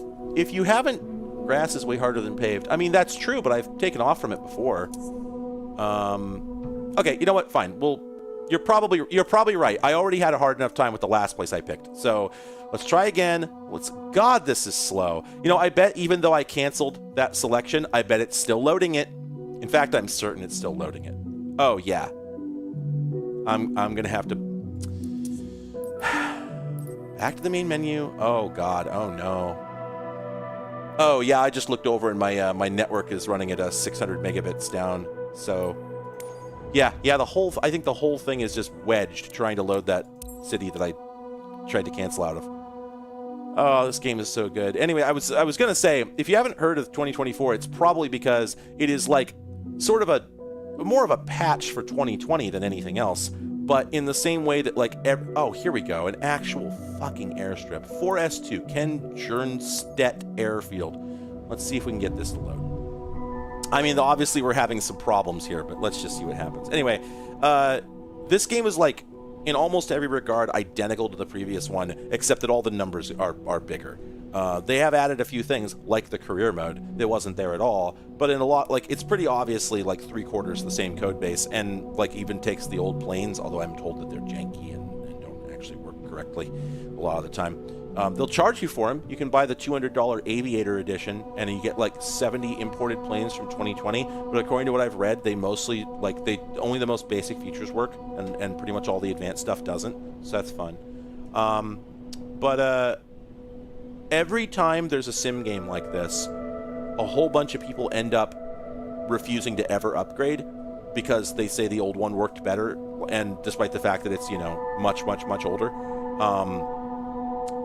But it's the thing is, it's the split between, if you're the guy who has like a Boeing 747 cockpit fully built in his living room, you're going to want FS 2020 at best. A lot of those people are still on FSX, I think, the 2006 game, because if you just want a like accurate physical simulation, then, you know, you probably don't give a shit if the game's wireframe, you know, and so they're just going to stick on that thing forever, because if it gave, you know, if it felt correct with all of their like sim rig stuff, you know, even if they're not quite that hardcore, just like if what they're looking for is a fully accurate simulation experience, then the upgrade was never really necessary, and a lot of these folks are still happy on the shit from 20 odd years ago, from what I can tell. Whereas if you want something that's like approachable as a just a casual, Vous êtes bien IMH. like FS 2020 added a whole bunch that wasn't there in previous simulators, and 2024 adds this whole career mode, which makes it way more appealing. It gives you something to actually do. You don't have to play make-believe to come up with your own, you know, narrative for the whole game. And so it's very appealing, and it's just that I think the vast majority of people who talk about flight sims aren't interested in any of that, and you don't really hear about this from the people who aren't ultra mega hardcore. So that's my theory. Like the game probably is not as good in a number of ways, or at least not better in a number of ways, to convince the like hardcore people to switch, and the people who aren't hardcore, they're not the ones controlling the conversation.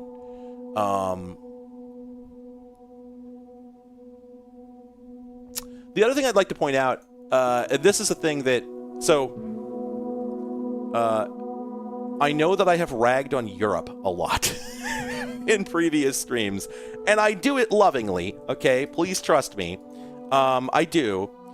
But it is really funny that there are certain things that European game devs consistently consistently give away their countries of origins, and one of them is outlets and switches. These switches here, you see those? Those are European switches. There is not a single building in the entirety of North America that has rectangular light switches, but you see them everywhere in just across Europe. But the even worse thing, and I didn't even notice it until now, check out that power strip. It's got the round UK plugs. I didn't even notice that. I think this studio is what? Swedish? Something like that? Asobo SA? I think that's not Asobo. What is the... Oh, no, it is. Asobo's... Oh, they're French. They're French. Okay. But yeah, just I noticed this in. Wait, the UK plugs aren't. Wait, the UK plugs aren't round? Well, what are they?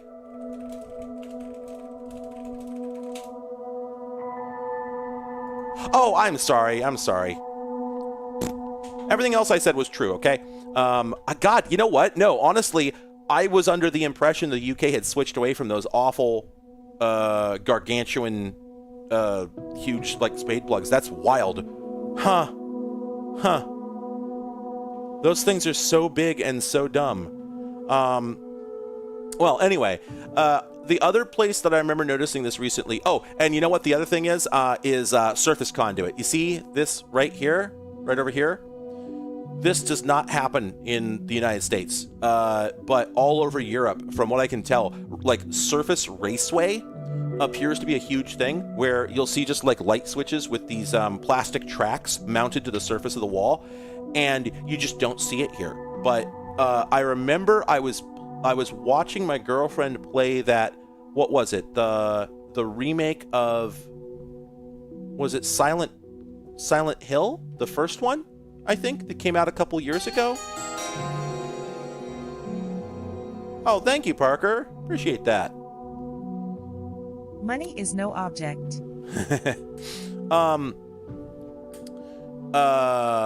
Yeah, so Daria was playing the, I think it was the Silent Hill remake that I think was done by, what was it, again, like a French studio, Norwegian, something like that, somewhere over there.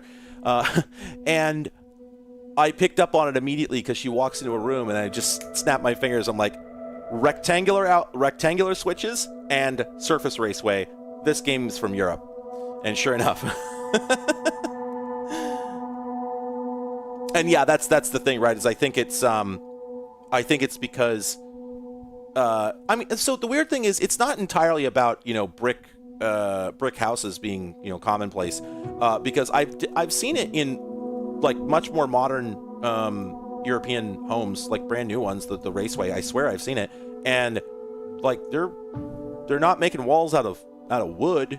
You know, I'm pretty sure they used drywall over there. I'm pretty sure in new constructions. I could be wrong here, but in any case, the moral of the story is that there's nothing wrong with this, but it does give a certain kind of feeling of wrongness that you might not pick up on if you're a North American, because this just isn't something you really, you know, pay attention to. Hell, I didn't even really notice it until now. But it is interesting how it feels like this is becoming more and more commonplace in video games. This is a really weird way to put it. But I just feel like an awful lot more like highly detailed mainstream 3D games are coming out of Europe, and nobody is checking this particular detail. And insofar as like, I don't know if there actually are more like successful, you know, highly detailed 3D games now than there were 10 years ago, but it feels that way. It feels like like all the stuff that had 1 billion polygons, where this sort of detail would actually, somebody would bother to model it, used to be more frequently American for some reason. I don't know, because it just feels like I never saw this until recently, till the last like 5 years or so, and now I'm seeing it everywhere.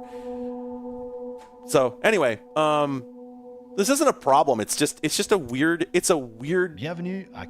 It's a weird phenomenon to see change over time. That's what I don't get, is why it's changing over time.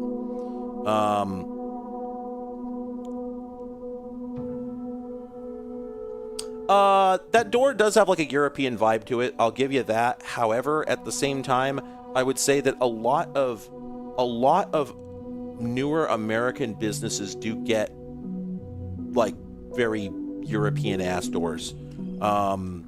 Bienvenue sur l'aire de trafic. C'est ici que nos aventures commencent. Pourquoi ne pas vous promener un peu le temps que Well, Ziganox, I don't right now, because I'm not in the plane. But I will. Yeah, so, Steve, you're way back. I already chose the starting airfield a long time ago. Also, I would not be able to start in Mackinac. It won't let me pick pretty much anything that anybody's ever heard of. Oh, okay, so I'll have to remember that once I get in. I was going to say, I can wait for this guy to stop. Okay. Shit. Oh, right, yeah. So, Toast Points, this is a thing that I'm not the person who first said this. Somebody said this to me, but I realized that I very much agreed with it. That the thing that's always bothered me about Grand Theft Auto, and I never figured it out, like, I play the hell out of the games, but there was always just something about it that bugged the shit out of me, and I couldn't figure out what it was. And it finally, somebody pointed it out, and it finally clicked with me that this is a game series that is entirely about how Americans are disgusting, stupid slobs made by non-Americans. Like, nothing they say is wrong, and yet none of their observations are incorrect, and yet there is a certain kind of vitriol that you can only feel from a person outside of your set commenting on your set. It just like crosses, all forms of language and cultural boundaries. You can tell when somebody is making fun of you. And that game is Europeans making fun of America. And once you realize that, a whole bunch of shit suddenly makes sense. Like just this feeling you get all over the place that the game is just a tiny bit too mean. Goes just a bit further than you wish it would. Just gets a bit too nasty. It all suddenly clicks because, sure, we'll shit on ourselves, we'll dunk on ourselves all day long. Hell, we'll say some really horrible things about ourselves, and yet, no matter how much you hate America, no matter how much you detest the place, unless you are leaving, unless you are someone who has actually gotten up and left, I don't mean talking about it, I mean you've done it or you plan on doing it for real. If you are not someone who has decided to renounce your citizenship, then no matter how much you hate this place, it is still the place that you are in, and when you talk shit about it, you are talking shit on yourself too. There's no way around this. It's just how human brains are wired. And so you're always going to, there's just this tiny, tiny bit of affection buried in it. No matter how hard you try, there is this little bit of, fuck this place, I expected better. Fuck this place, we should be doing better. And when you remove that element, everyone can tell, even if they can't put words to it. And so, even if, like, GTA is full of hilarious digs on the US, and yet there's this undercurrent. If you're an American, the whole time, you've just got this little bit of, like, rankling in you, going like, yeah, well, fuck you, dude. Well, fuck you, okay? It's the sort of like, hey, look, that's my brother, only I get to beat his ass, right? You leave him alone. He's my problem. And it just, again, you can't. You absolutely can't. Like, I don't care how much you hate this place. If you're here and you're talking shit on it, everyone can tell that you're talking shit on the place you are. And I'm not making a political statement here. I'm not saying that, like, if you're an American, you love America. What I'm saying is that your brain, your language center won't let you go as overboard as someone who is talking about a place they haven't been, don't know anything about, that isn't from TV, etc., or at least feel no connection to whatsoever. Somebody from, Scotland can talk shit on the US all day long, and it simply doesn't matter to them, right? And so they can go right overboard. They can say the meanest fucking thing they can think of and just not pull their punches at all. It doesn't bother them. It's not their problem, right? I'm not saying they shouldn't. I'm not saying this is bad. I'm not saying it makes the games awful or unplayable or anything like that. All I'm saying is it made me feel fucking weird for 20 years, and I finally figured it out. That's what's going on. Now, I wouldn't blame you for not wanting to put up with that. I wouldn't blame you for not wanting, to hear that and feeling that it ruins the experience for you. All I'm saying is, if you didn't know, now you know.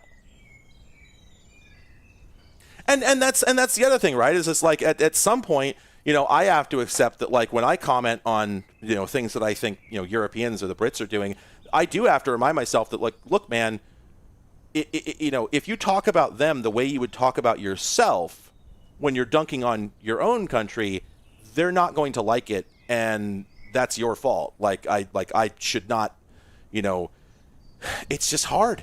You know, it's really fucking hard to talk about a group that you're not part of without being offensive, and because you just cannot be sensitive. It's impossible. You don't know what you're talking about, right? And so I do regret some of the things I've said that, you know, were meant in you know, not solidarity, but in, you know, good faith. Like I didn't mean to talk shit on anybody, but then I think about it, you know, years later, and I'm like, God, that probably made me sound like a dick, which I didn't intend to. But what can you do, right? You know, other than maybe think before you speak. It's tough. You know, it'd be nice if it wasn't this tough. It'd be nice if it were easier. But man, this shit's hard. And you know, the end result is that it feels like a lot more games are coming out of Europe now that are landing on my radar. For some reason, you know, like the joke, right? If I want to be a prick about it, the joke is, well, up until about 2020, it feels like every single game that came out of Europe was just a Civilization clone, which obviously is not true. And yet, in my heart of hearts, they're like on the lie detector test, it would just be a flat line, right? My brain believes this. But I know that's not true, and I could, if I thought about it a little bit, I could name a whole bunch of great games I played from Europe that I really enjoy. However, it feels like I've just been way more conscious of this in the last 5-6 years or so. Like there's a whole bunch of games in my Steam list now where I, you know, fire them up and just like, damn, that game's European, just like that, right? Again, it's not a bad thing, but it's weird that I'm suddenly noticing it so much when I don't think it's actually any more common than it was. But I think, like I said, that part of it is because I think because games are so much more detailed now that there is room for these little nuances to sneak in. You know, you see like little turns of phrase that would never happen in American English. You see little details about architecture and, you know, the environment where you're just like, if you aren't an American, you would never think twice about them. But as an American, you just like you see them and you're just like, what the fuck? What? And one of those is, yeah, like the round outlets, right? Like, I think the reason those are there is because, and I haven't checked this, but I would assume that this game models airports all over the world, and it would make sense that they started because the little building that we were just in, that's not modeled by hand. That's not made for this airport. It's the same one for every single airport in the game. So if you started at a German airport and it had American outlets, that wouldn't be any better, obviously, right? And should we expect them to sit there and model all these different sets of outlets and you know, just slightly different rooms for every single major country on Earth? And then where do we stop? You know, how far should they go?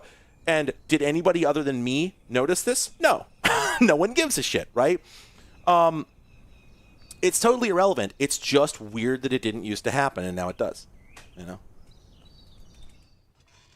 Bienvenue à bord. Pendant que vous vous installez, passons en revue notre trajectoire de vol. Après avoir décollé, nous allons monter jusqu'à 2100 pieds au-dessus du niveau de la mer, puis survoler l'aéroport pour profiter de la vue. Okay, this model looks exactly the same as he did the first time I went through the career mode, except that now that I've set him to French, the voice fits way better than it used to. I think this dude looks like I think he looks French. What do you think? Then we've got the, I can't remember, it's what, David Clark headset? That's like the only headset used in aviation. And I always wonder if that's just an American thing as well, or if those are in fact used everywhere. Neither one would surprise me.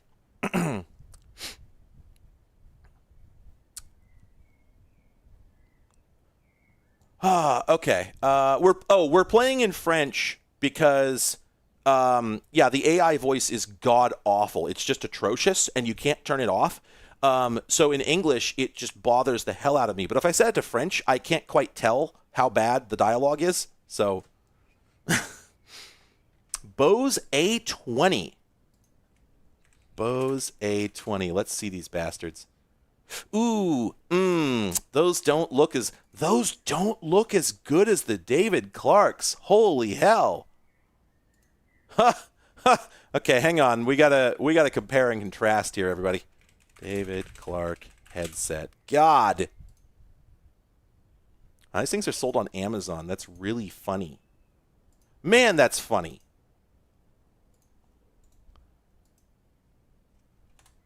All right, let's get some pictures. Let's get some pictures in the stream here so we know what we're all talking about. So here's the Bose. And those just look like some off-the-shelf triports. And then here's the David Clark. And I'm just saying, between these two, not knowing shit about shit, I know which one I'd pick every time. Those Bose look like ass. Man. Ugh. Okay, the David Clark's also... All right, what's your vote? Would you prefer the Bose, or is there a third option?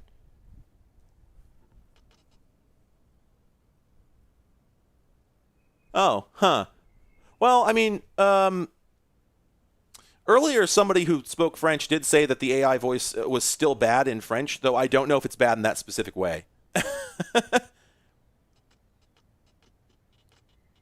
Like, I know that Bose is not considered a high quality headphone for like audiophile purposes, but for all we know, maybe their aviation ones work better for that purpose. But I am hearing that perhaps they don't.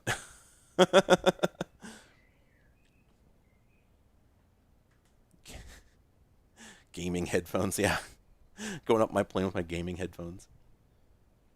Yeah, I guess you can't wear... That's the thing, right, is like the David Clark looks serious to me because they look like, you'd wear them to the shooting range, right? And that seems like a very important thing. Whereas the Bose, like, they're closed backs, sure, but they don't speak to me of protection from very loud noises. So I don't know. Anyway, let's start the engines. Bingo bango. All right. Parfait. Le vent est de direction 270 degrés à une vitesse de 2 nœuds. Nous allons donc décoller de la piste nord. Oh, there we go. Runway none. The same problem I had in the first one. Okay, this guy's going to auto taxi. Let's see if this puts us on a real runway this time.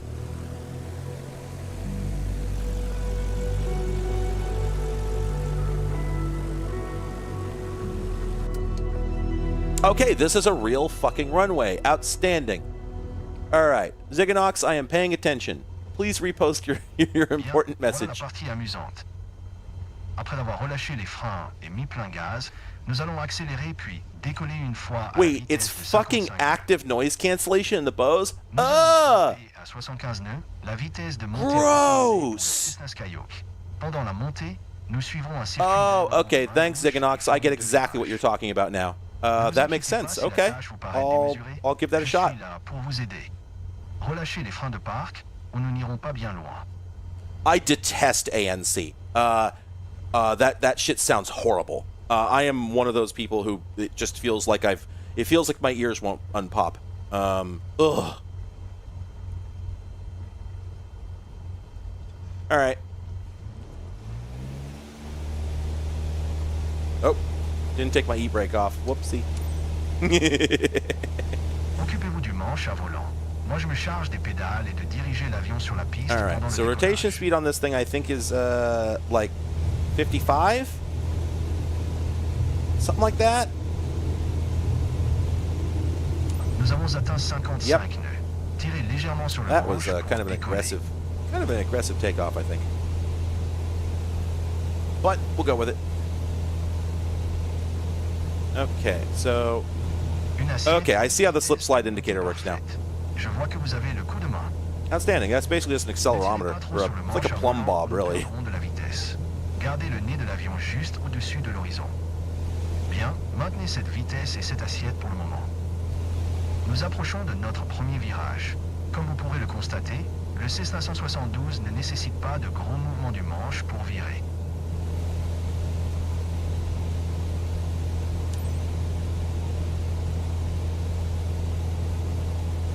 Throttle just a little bit to get us in that green zone.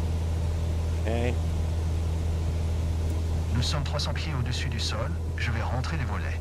Vous, continuez à grimper.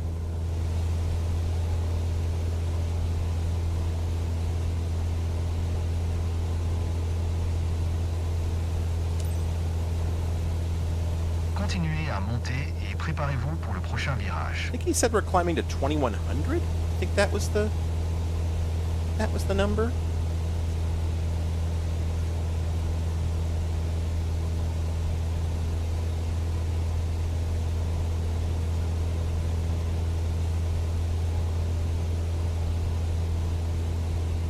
Allez, virez encore à gauche. Nous y sommes presque. N'oubliez pas, nous devons atteindre une altitude de 2100 pieds. Nous serons alors à 500 pieds au-dessus du circuit d'aérodrome. Nous y voilà. 2100 pieds au-dessus du niveau de la mer et 500 pieds au-dessus du circuit d'aérodrome. Nous avons une séparation avec les autres avions.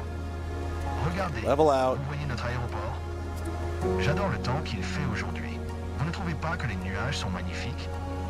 Survolons-le. Okay, there's the airport there. Okay. Nope. We're still climbing. He doesn't really give instructions for land. Oh no, that's right. I remember now. This one auto lands once you reach a certain point in the sequence, and then you're supposed to take another lesson on how to land, which I just skipped. And went straight to career mode. Excellent. So, Je sais que vous êtes occupé à naviguer et à contrôler l'avion, mais n'oubliez pas de some of profiter this de is my fault, to be sure. Okay. Okay, so we are straight above the airport at this point. Oh, that's why I'm fighting it. My trim is set. There we go. That should be a little more. Oh, that's better.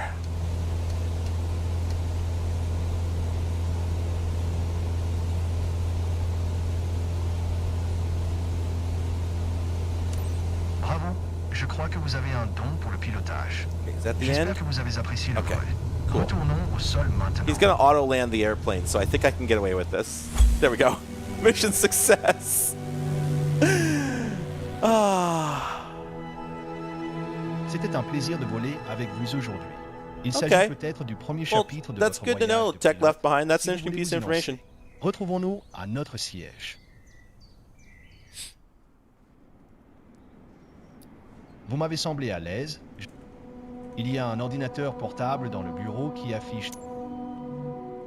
For anybody who wasn't here earlier for this, I passed my private pilot's license exam by crashing the plane and rolling it end over end, and it just gave me a slight mark down for for piloting skills, but I passed in every other regard. Yeah, Mario, the DLSS and frame generation, I spent like 20 minutes earlier bitching about how much I hate it. But yeah, no, it looks awful. But it's the choice between that or 25 frames per second. Technically, I probably could turn down the proportion of frame generation and have it just do 2 per instead of 4. But I think we would start dipping into sub 60, which I just find intolerable. So. Puis retrouvez-moi en cabine. All right, let's take the covers off. I do like that they have you do this part.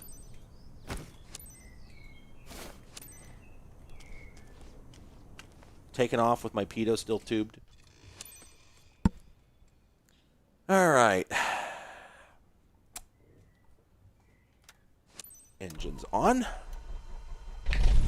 Votre objectif est de réaliser un circuit d'aérodrome main gauche I en just respectant fired it la up at full trajectoire de throttle. vol et Oops. toutes les vitesses requises. Utilisez ce que vous avez appris lors de vos formations et tout ira bien. Maintenant, faites-moi profiter du meilleur circuit d'aérodrome dont vous êtes capable.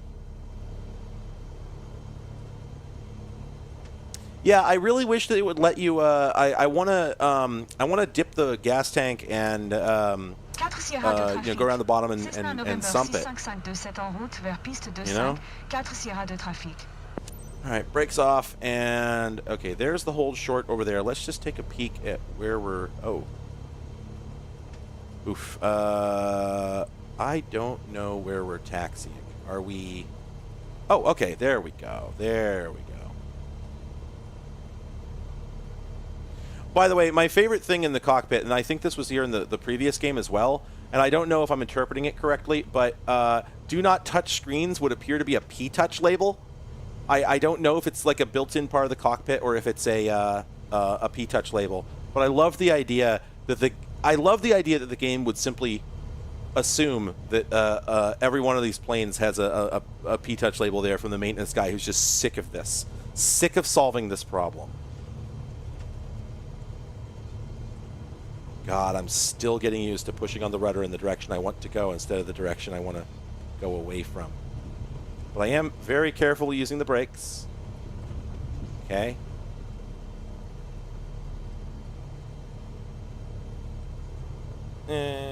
It's so weird to me. Okay, it's still so weird to me. I'm still not used to the idea that that planes just drive around on the ground by using the propeller to pull themselves forward instead of a motor that turns wheels.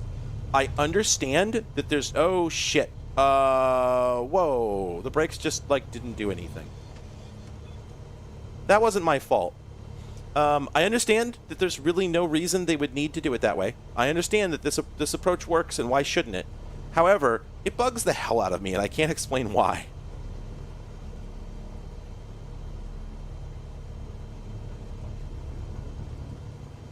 All right. I am getting better at using the rudders to steer on the ground, though. I'll tell you that much.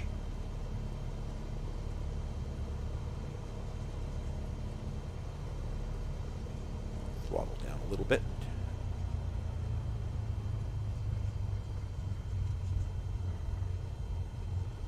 Yeah, no, there's no reason there should be a separate mechanism for driving on the ground. There's no reason. 1500 RPM, full flaps, idle before flare. Okay, I'll try it. You know what's funny is I still don't know the answer on the plane treadmill thing. I've never bothered to look it up.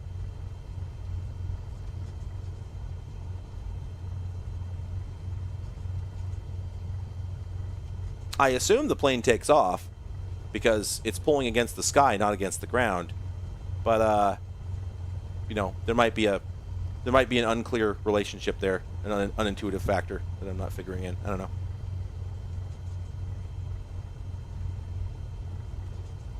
Like, yes, the plane takes off. To me, it seems like the only difference it would make is that the non-zero friction in the bearings in the wheels would transfer some force, some backwards force against the plane. Like it would slow it down a bit. But I just don't know, you know, the bearings are probably very high quality, and I would guess that it probably comes to essentially no impact. An infinitesimal amount. 4 Sierra de trafic. Cessna November 65527, décollage depuis piste 25, trafic gauche fermé, 4 Sierra de trafic. Okay.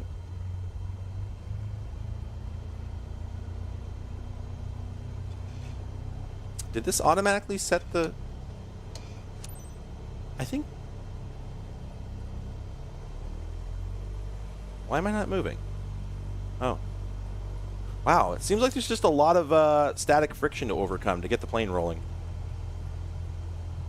So I just have trouble managing the throttle on the ground.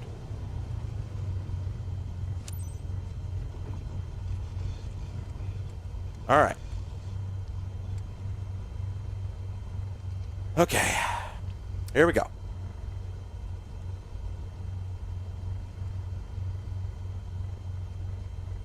I'm just reading chat real quick before I take off. Oh, you know what? Sorry. Let me set my parking brake. Okay. And then engine to idle. Okay. One moment. There's something important I need to do.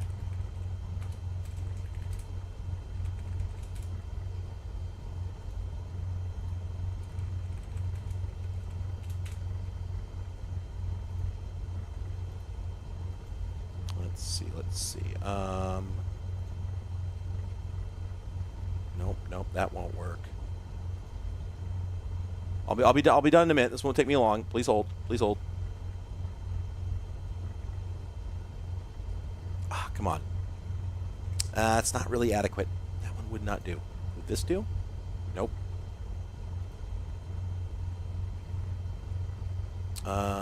Would that work? Ah, the angle's probably wrong. Okay, well, I'll try it. I'll try it. Please, please hold. Almost done. Almost done. Just put that there. Okay, and then, okay. All right, let's turn on this user interface here, and then, oh no, is VC Face going to crash now? Nope. Okay. Yes, it is. Oh, it did this the last time, too. God damn it, VC Face. You need to get it together. Every time. I'm telling you. Okay, there won't be Clive for a moment. Sorry, I had to do some Clive maintenance.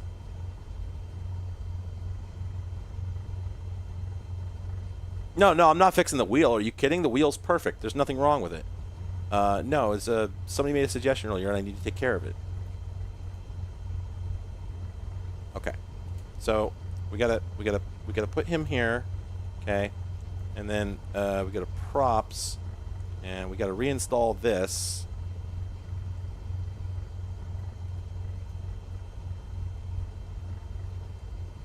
Okay, there's that, and then we can do, okay, well, the angle's not right, but we're going to do it anyway, and I think that'll work. Yeah, I think that'll work. Now, why is VRM Poser no longer transmitting? What is that about? Well, it must be transmitting, so the settings in here must be incorrect. Yeah, because we're getting the... That's weird. Why aren't we getting the... Oh, there we go. There we go. There we go. Okay, and now we just need to stick that there. Okay, that's... Oh, hey, look! It's in the right place in the Z order now! Wait, how did that happen? I didn't know I could do that. Okay, perfect. And, yeah, let's also equip him with, there we go. Now he's got a snack in case he gets hungry while he's flying. Now we're ready to fly. Outstanding. Close that. Close all that. Perfect. Perfect. Perfect. Yeah, the glasses aren't so much rotating. That's fine. Don't worry about it. Don't worry. It's fine, actually. All right. Now we can take off.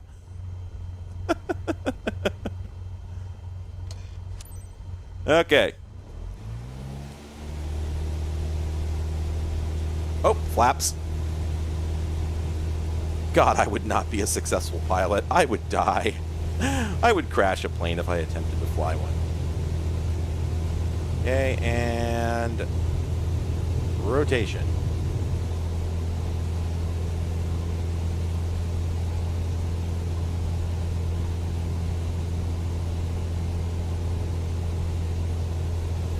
Oops. One problem I'm having with the rudders is that once I have them in a given position, I can't really tell. Like, I can't visualize, like, where my feet are because there's a certain amount of static friction with the... there's a certain amount of static friction that... so I can't really, like, just sort of fiddle with them a little bit to see where they are. I have to move them quite a bit before they'll break loose. And so it's kind of hard to test to see whether I'm actually ruddering at any given moment. So that's difficult.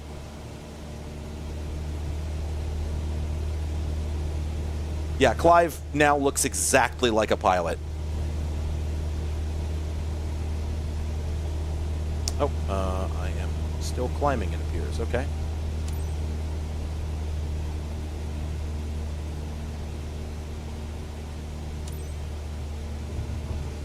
Oh. Sorry, I'm trying to use the information Ziganox gave me to correctly apply the rudder to correct for slip, if I'm understanding it. But I still can't get the damn thing straight in my head. I may just have to reverse these. But then what if I need to fly a plane someday? I won't be prepared.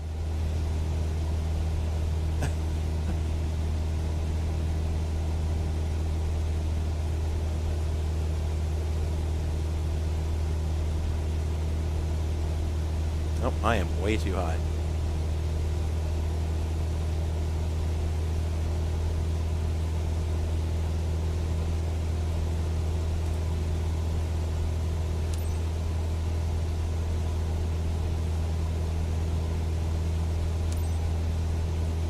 Sierra de trafic, Cessna November 65527, en nautique sud-est, 1700, en trajectoire d'entrée pour atterrir, piste de 5, 4 Sierra de trafic.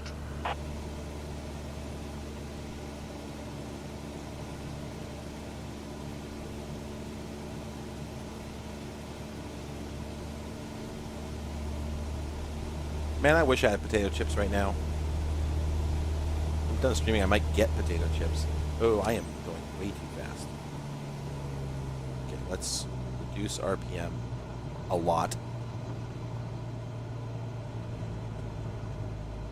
Oh, I'm way closer than I thought I was. Whoops. Okay, flaps down. More flaps. Oh boy. Oh boy. This happened last time. Engines are supposed to be at idle. I don't know why we're going so fast. Like RPM wise. But okay, well, it says we're not too fast now, so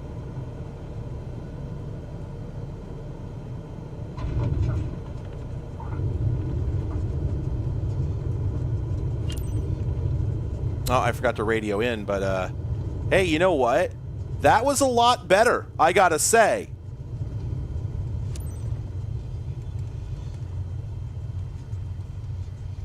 I think I was supposed to stop at the first one, but, well, we'll just proceed here.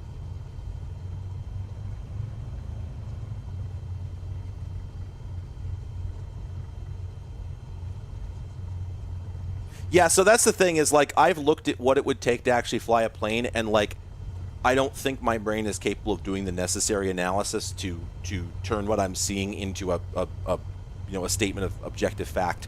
I think I would just get too overwhelmed. So the fact that this video game gives you, you know, the little helper reticles, it's the only reason I can really play it effectively, you know.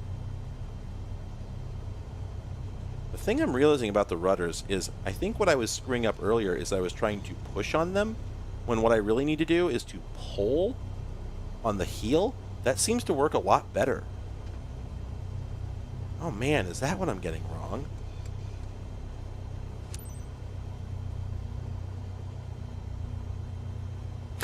We got a phone number for you to call. Let us know when you can copy a phone number. The worst thing you can hear. Sierra de trafic. Cessna November 6527 en route vers l'aire de stationnement. 4 Sierra de trafic. And thank you, Nick. I could not have done it without you.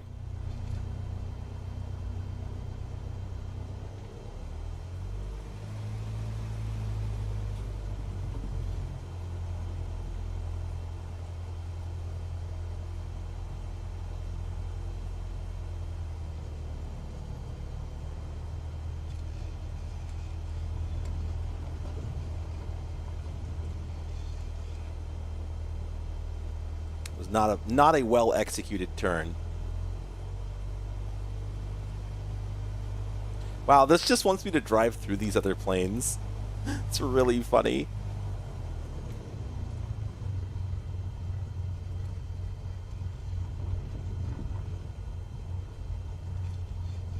Okay. Late break, but we did it. Oh. Woo! All right, that went so much better. Je sens qu'une légende de l'aviation est née. On Your Way is doing a lot of heavy lifting.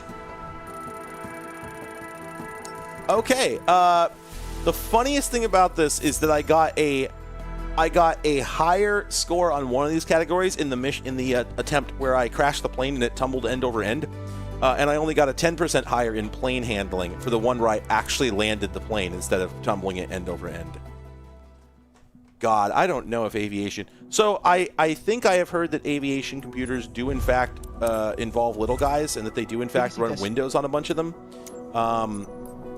which is definitely something I would be interested in addressing. But man, I feel like it would be really hard for me to avoid saying something objectively dangerous. All right.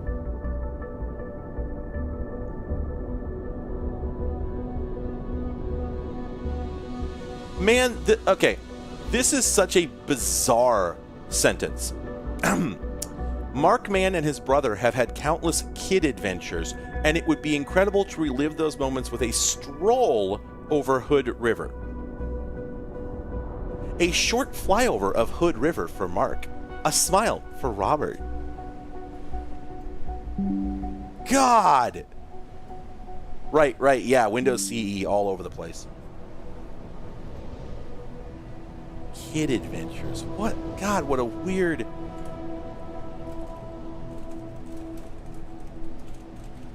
What a weird way to phrase it. Again, I don't know if this is a translation thing. It could be. Yeah.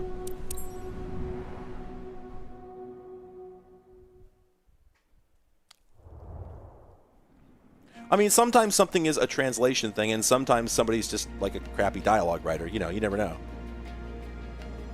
Yeah, I guess actually, yeah, childhood adventures. Okay, you're right. That would make a lot more sense. That is a reasonable standard English phrase. Okay, all right, accepted. Youthful adventures also could fly. Ha ha ha ha ha ha. This fucking the way I've got Clive set up here is so good. I should just keep him like this. Oh God, they might be AI generated. You're right. Oh well.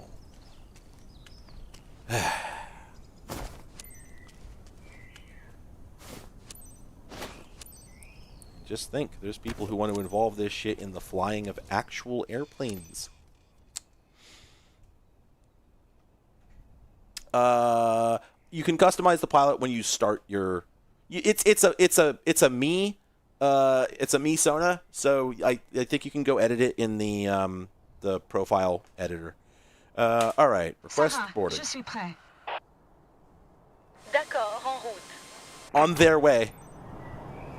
Oh no, okay. I guess that was the flight coordinator. So I guess they were speaking in third person. Never mind. One this time. Okay, let's look at our terrifying passengers and how oh God, that man's ear could easily fit an entire hot dog. You could fit the whole hot dog in there. That man has a fairly reasonably sized ear, but oh God, I can see his eardrum. This is terrifying. This is terrifying. No. Man. This guy is fine. There's nothing wrong with this guy. This guy is perfectly normal. But this man's ear scares the holy hell out of me. I don't want to look at him anymore. I didn't want to look at him the first time. Jesus. All right. This guy's part Ferengi. Are his eyes fucked up? They seemed okay. Oh, that ear hole still sucks. Come on, bro. Come on, bro. Look over here. I want to see your terrifying eyes. Bro? Bro? No? Okay, we got better things to do. All right. All right, let's get to it. 4 Sierra de trafic. Cessna November 6028 en route vers piste 7. 4 Sierra de trafic.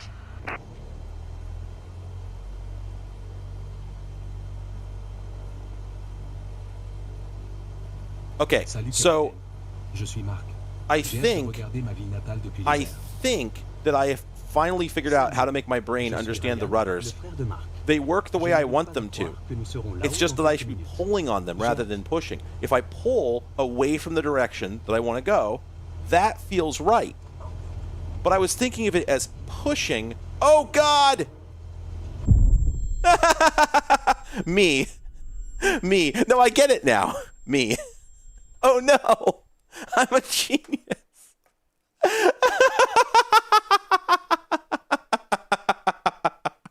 Can we get an F in the chat for our passengers? Oh, there. And I got dinged because I entered the taxiway without an announcement. All right, let's try this again. Oh, my God. It's good, actually. Maybe I should lubricate these rudder pedals. Maybe that's the problem.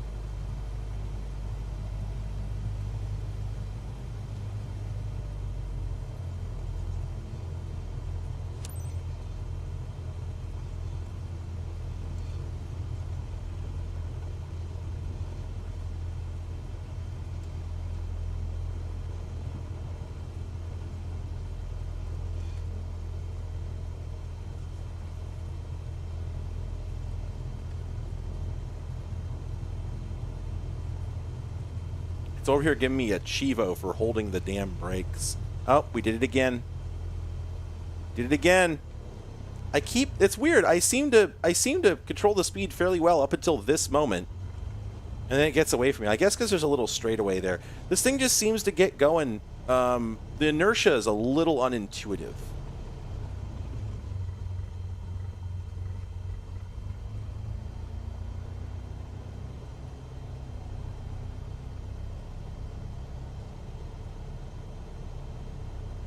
There we go. Okay. Is it radio time? Yes.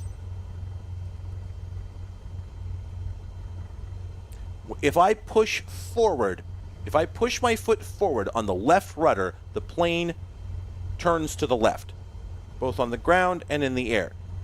Earlier, I described this and I was told that is correct behavior. Is this wrong behavior? Before I take off, I'm going to wait for this answer, because if I'm doing this backwards, okay, that is correct. Okay, all right. Okay, I just want to make sure. I hadn't misunderstood. Right behavior. Okay. Yeah, I just got to learn it. Okay, I'm getting better at it.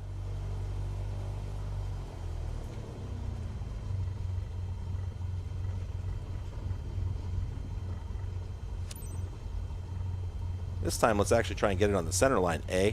We took off from the left lane earlier.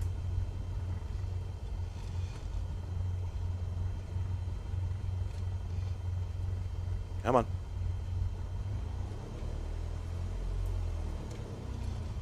Okay. Knees for turning. Really? Knees for turning, ankles to brake. Huh. Okay.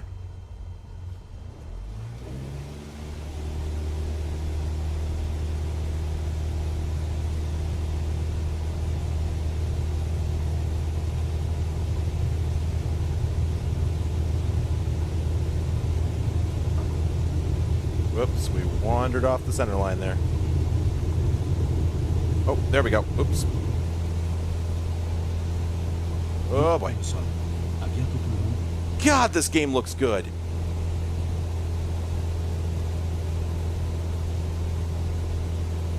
There we go. Hey, I actually corrected the slip. Correctly. Sentence.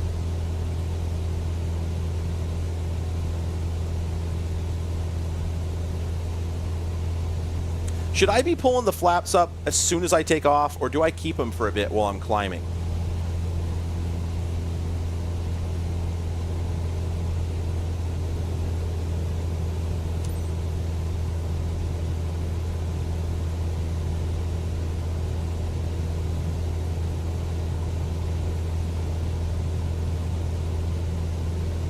Oh, okay.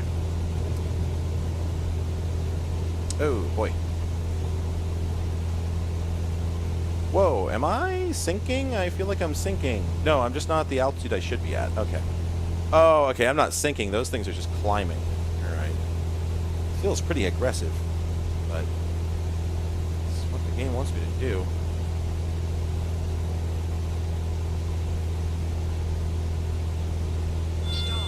Whoa! Whoa, whoa, whoa, whoa, whoa, whoa, whoa, whoa, whoa, whoa, whoa. Voler au-dessus de notre région bien aimée au coucher du soleil doit vraiment vous donner l'impression d'être flying over our beloved region. It's sunset? Is this sunset? Oh, okay. Okay, I think he's speaking about a hypothetical scenario here. Okay.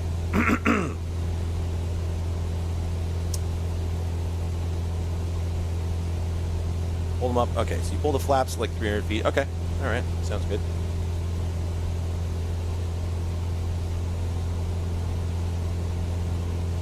On n'a vraiment pas ce sentiment de vertige. Sarah avait raison.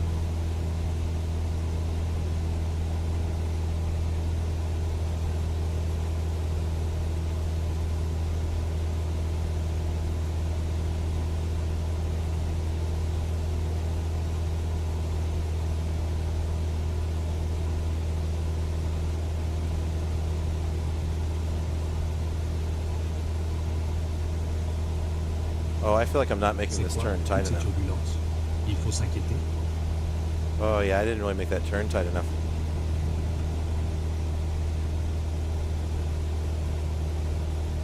The thing that bothers me is they're having this guy ask a question, right? And they've given your character a voice. But your character can only speak to ATC. Why don't they respond to his dialogue, right? Like why, you know, I don't know. Seems weird to me. You'd think if they're going to go this far that they would just have them have a normal conversation. Just a whole ass conversation. It seems like free real estate, but what do I know? Oh, I just noticed the blue reticles are actually in the world because they're getting reflected off the windshield right about there. For some reason, I was envisioning those being in like a different render pass, but I guess it makes sense. Okay. I didn't turn early enough. Okay, that's what I was thinking. It seemed like I turned pretty hard, so I must have just not started the turn early enough. That does make sense.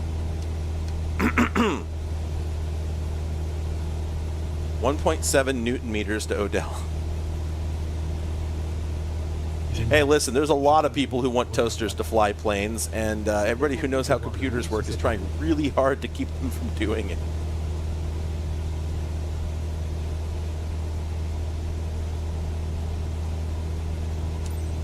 All right. Okay, so we need to slow down now, and then descend.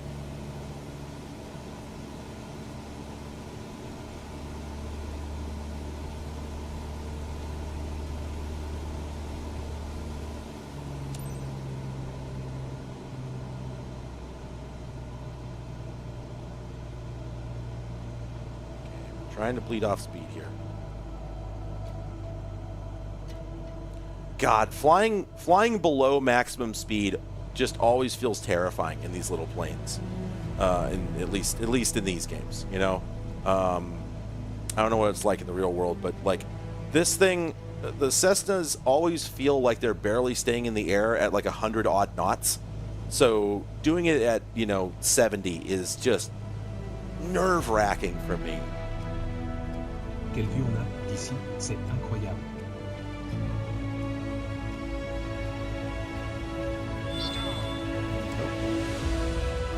To wit. Oh, whoops. Okay, I let off a bit too much speed. Oopsie. Et je peux voir ma maison. Je l'ai vue aussi. J'ai même réussi à prendre une photo. Appelle-moi sentimental, mais je chérirai ce souvenir avec toi pour le reste de ma vie. Try and recover that speed and get myself to a stable airspeed here.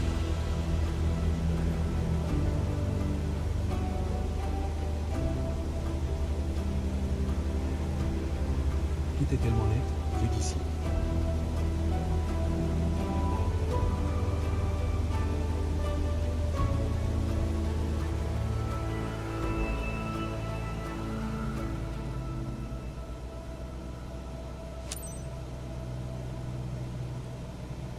All right.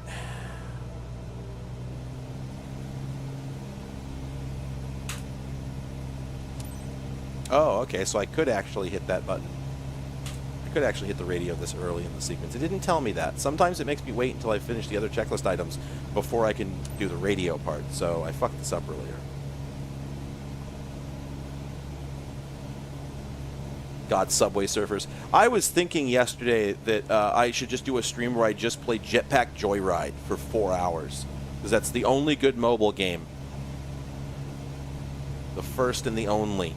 Won't hear anything else.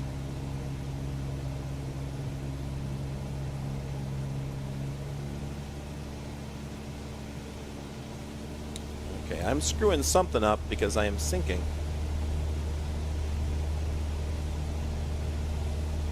J'ai hâte de montrer mes photos avec les gens du club.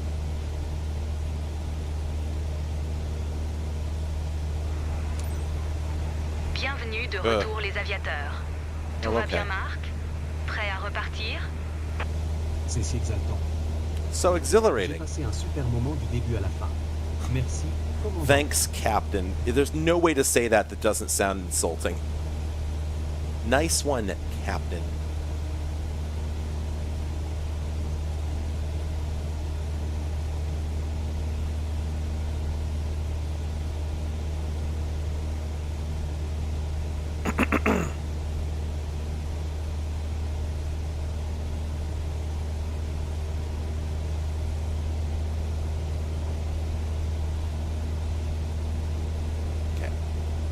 Every time I'm doing the approach, I always feel like I'm way too low to start. Where did that sudden updraft come from? Was that maybe just a sudden updraft? I always feel like I'm way too low to start, and they don't really give me adequate warning. This feels better now. So, doing a big old bank to the right, right? Yeah, that's what it looks like. Okay.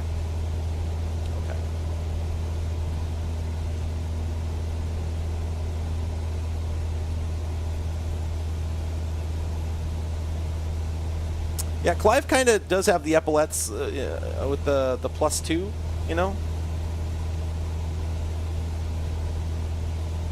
Okay, so I'm probably going a bit quick already. But start slow. I think I want to start slowing it down here, if not sooner.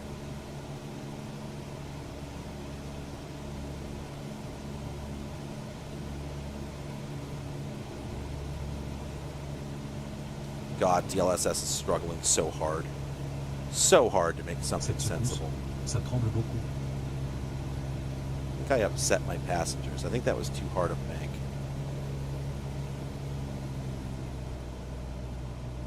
Okay, this is the final. God, I think... Oh, hang on, let me just... I don't have an easy way on my joystick to look to the side, so I need to figure that out. Vous pouvez faire cesser ces turbulences? Oh, okay. There's a bit more to this, I guess. God, where's the damn...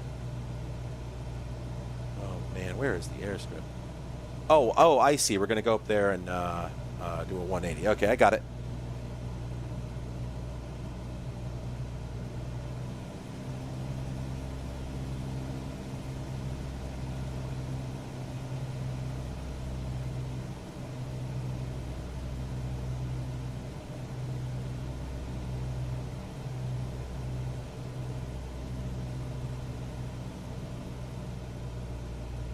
Only at 80 knots. That feels better than what I was doing earlier as a for beginning the sequence. So I think I want to reduce.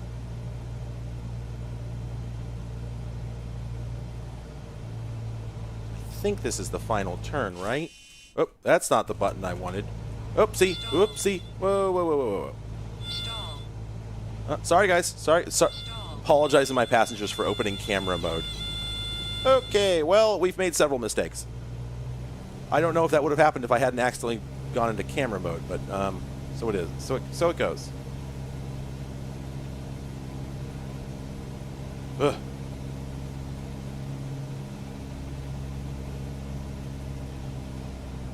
I probably just picked up too much speed there.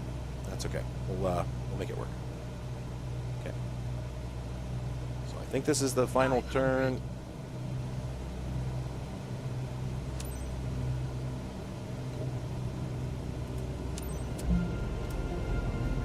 Oh.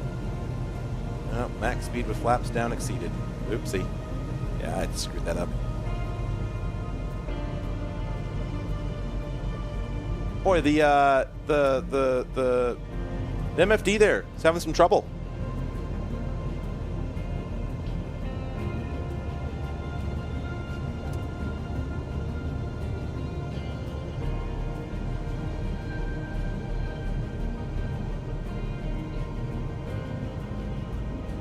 Okay, well, this one wasn't great, but what do we think?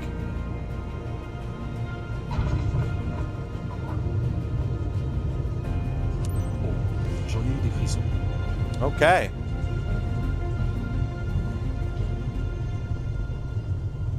Okay.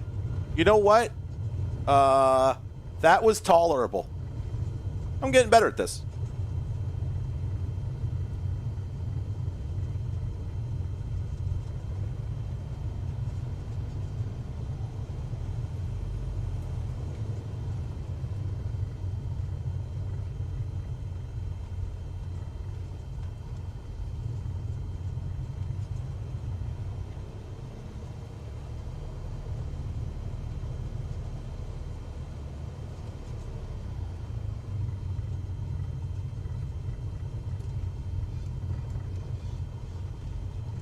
gonna roll.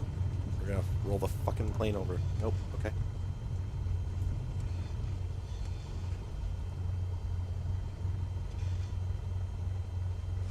Okay.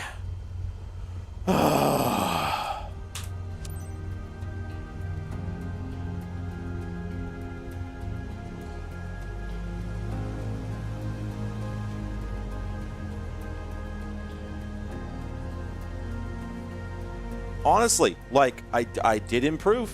This was an improvement. Not great. I should not be taking passengers up with this skill level, but this is an improvement. You gotta admit that. I was just commenting on that earlier, Retro Swim. I assume it's meant to be a P-Touch label. I love the idea that, like, maybe that placard comes with the plane, but I doubt it. I think it would be silk screened if that were the case. So my theory is that the notion is that this plane does not come with the glass cockpit, and so these all get added after the fact, and then they stick the P-Touch on there because otherwise people are going to assume they're touchscreens, which they should be. Also, I think back when I was playing FS 2020, I was also doing a lot of reading about planes in general. Not because I was playing FS 2020, but just because I do that, and they happen to coincide. And so I believe I remember at the time finally recognizing what people were talking about when they referred to the Garmin G1000. And I think I remember people saying that they hate them, but maybe I'm misremembering. Oh man, I've gotten so much better since I started playing this tonight. I mean, the rudder work is the biggest part. Like I am astonished that I was able to actually control the rudders going down the runway to take off and land. I'm very impressed by that. Let me just stand here and tell you how cool I am.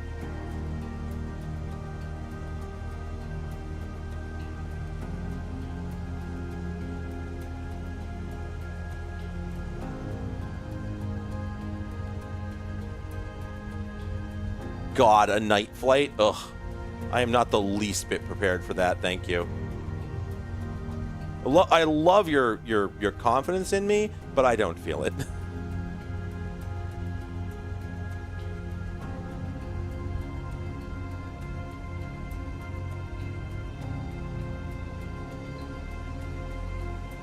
God, the inertia on this plane is so weird. I keep, like, either going way faster than I think I am and then I can't stop in time, or I'm just, like, rolling and I suddenly grind to a halt and I'm like, why did that happen?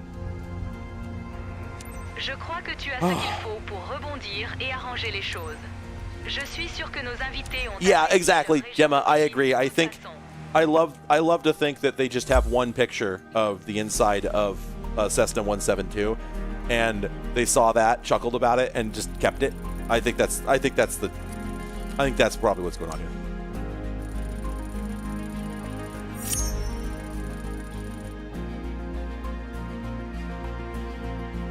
Oh, I'm relaxing a little bit because, man, this is stressful.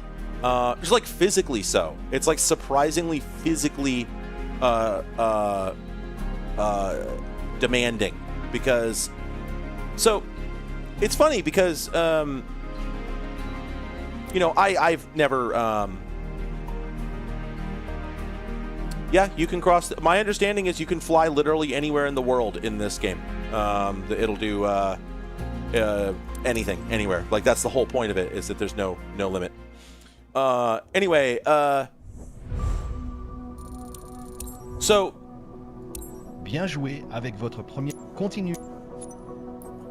So, I've never flown a plane, and I've never been in, like, a full motion simulator even, and I have never even been in a small plane. I have been in large planes, and like 5 times total.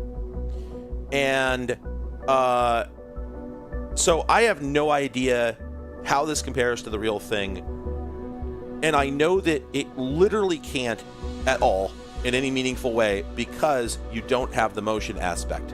This is something that I have specifically read about, that the biggest problem is if you are a real pilot and then you try and play one of these games, the biggest problem you're going to have is that a lot of what you're doing in the real plane is literally it's your body acting as a multi-axis accelerometer, telling you an enormous amount of things about what's going on. You need that information to do a good job.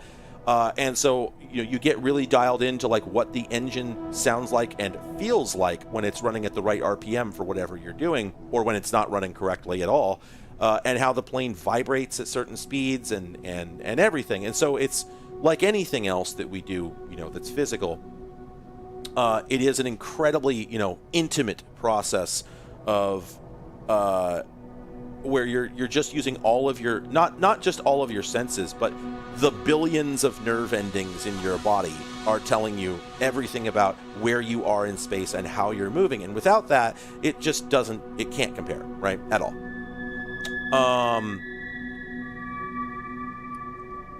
Yeah, like you need a motion simulator and whatnot to even begin to get close to it. But even that just doesn't compare, because the thing about human beings is, we were designed to absorb a tremendous amount of information, billions of gigabytes of data, raw data per, millisecond, streaming into our brains and being constantly smashed together, because a lot of stuff is really hard. Balancing on 2 feet while throwing something, is a really critical thing when you're hunting. And that is a really, really complicated process. It's not like a 12 variable equation. It's like a 1200 variable equation. And the only way that you can do it is by integrating all this information really, really fast. Probably if humans were not quite that capable, planes would have taken another 50 to 80 years to be developed, because there's no way you could fly a fucking, biplane with no computers in it if you didn't have that incredibly complex network of, computers and sensors built into you. And so,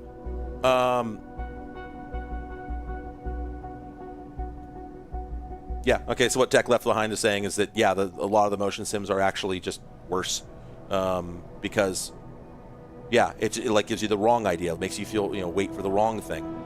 Yeah, and that's the other thing. One of the biggest problems with, for me, one of the biggest things that makes it difficult to enjoy a genuinely, quote-unquote realistic simulator like this is that even if I wire up controls on my gamepad to let me look around, it doesn't compare.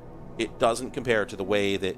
It's weird, because driving a race car or even a car on the road in a video game is like, it can be frustrating, but it's doable. You've got rear view mirrors and maybe you can like bind a key to look left and right and back, and you can sort of get by with that. In a real car, when you're actually driving, you are constantly scanning back and forth, if you're any fucking good at it. If you're not, you should get better. You should be constantly looking around, absorbing all this information, and you don't even if you're a shitty driver, you're at least panning a little bit left and right. You see a little bit of motion out the corner of your eye, whip your head over there and, just check it out, right? You can't do that in a video game. Even if you have controls, you're not going to use them the way you would in the real world with your actual body, right? Well, my understanding is that in planes, like when I'm flying a plane in a video game, my thought every single time is, holy hell, how do you know where you are? Like you're up here and you've got to somehow figure out how to get from here to where you're trying to go, but you're just in this huge empty 3D void, just this three-dimensional volume floating in space. And there's all this complicated math you have to do in order, to get there. And I realize that some of that genuinely is sort of math, but also I think that if I had actually done it, if I actually did it a few hundred times, that probably I would start to feel where I'm supposed to reduce my engine speed in order to start descending the way I need to.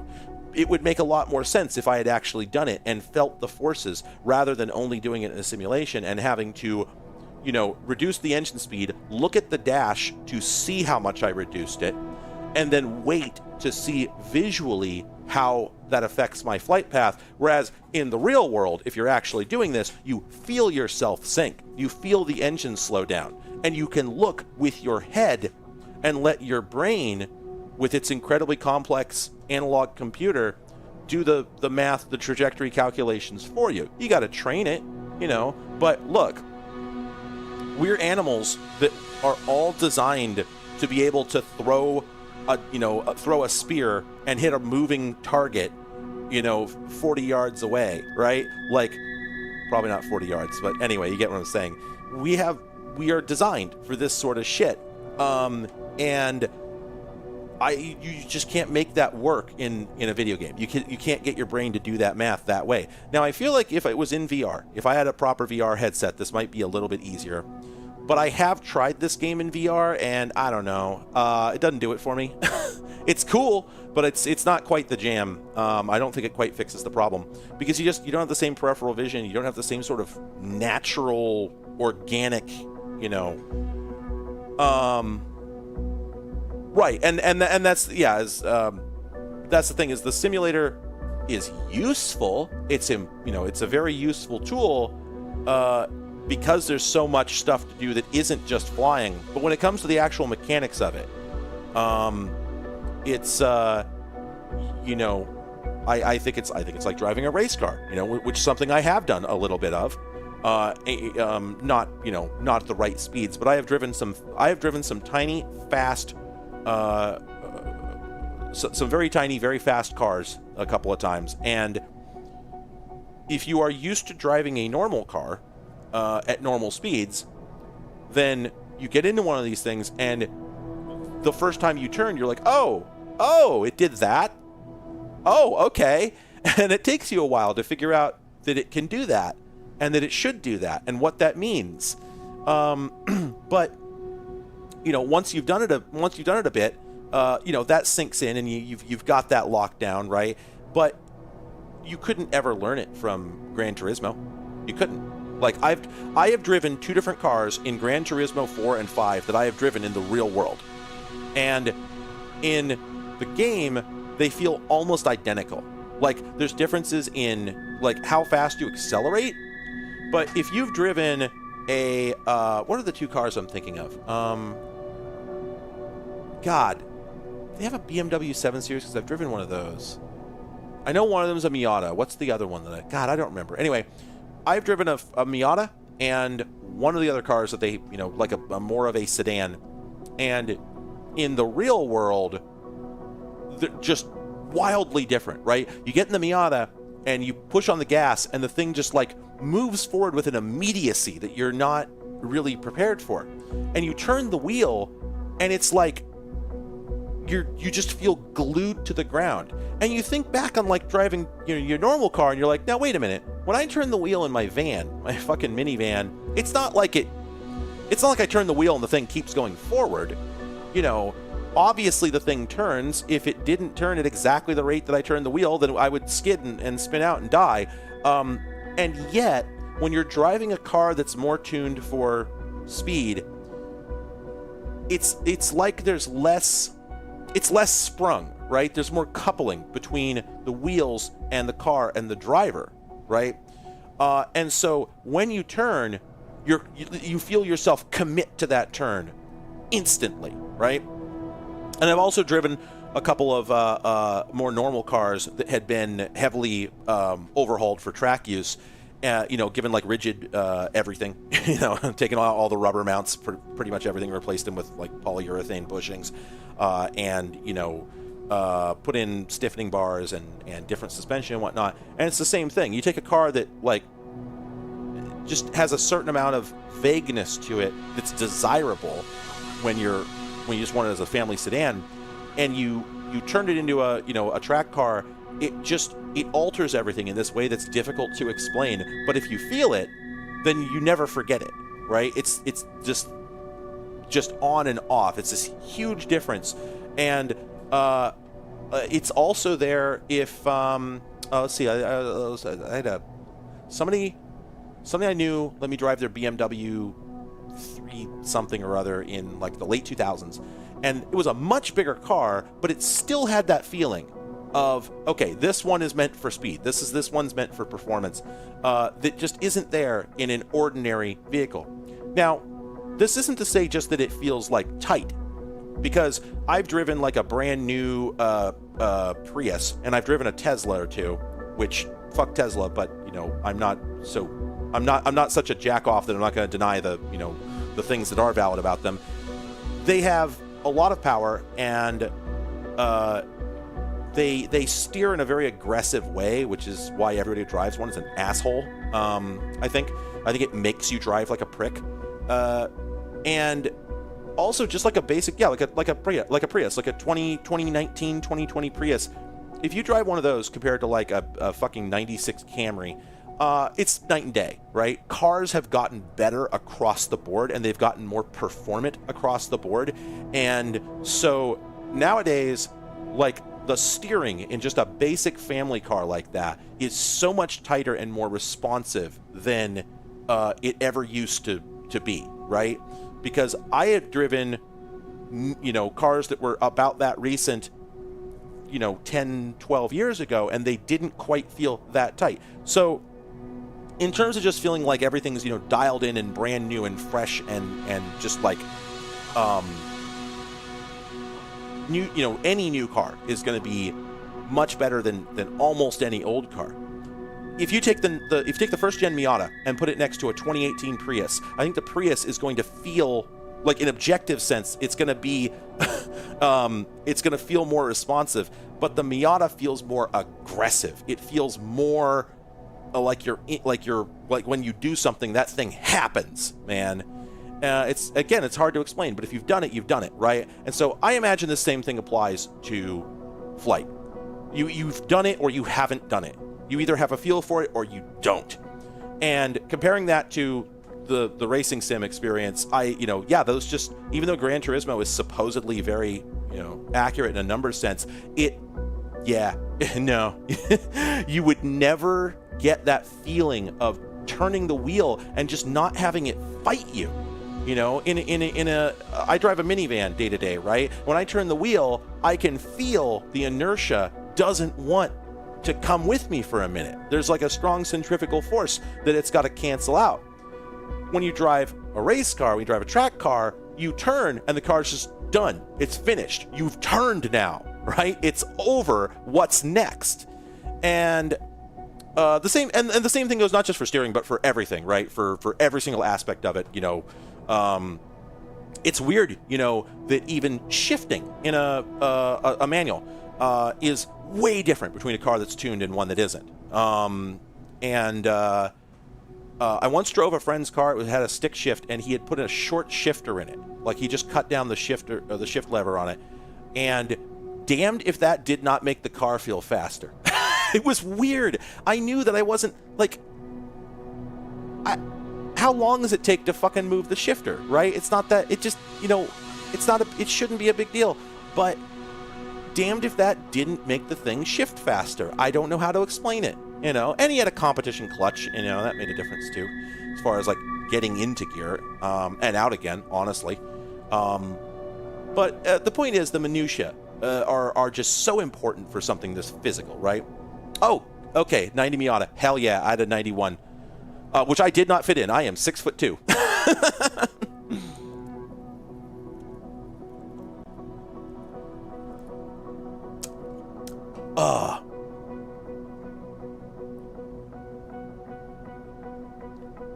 Oh, sorry. Give me a second. Reading chat. Okay. And so, anyway, what I'm driving at here, lol, is...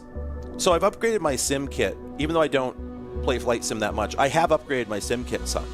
And so it used to be, when I first started playing it, I think I had a goddamn Xbox gamepad, when I very first started. Which, don't need to comment on that.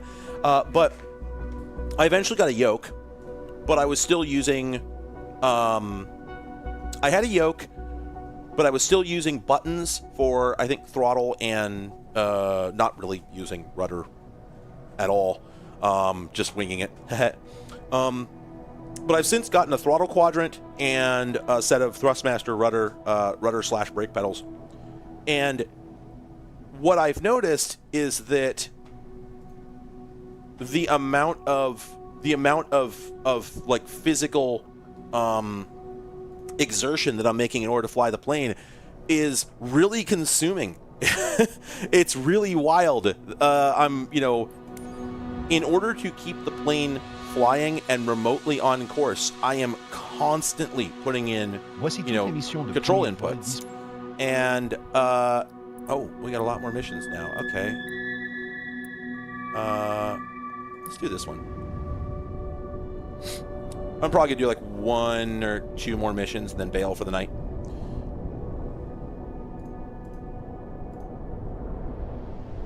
Chenoweth.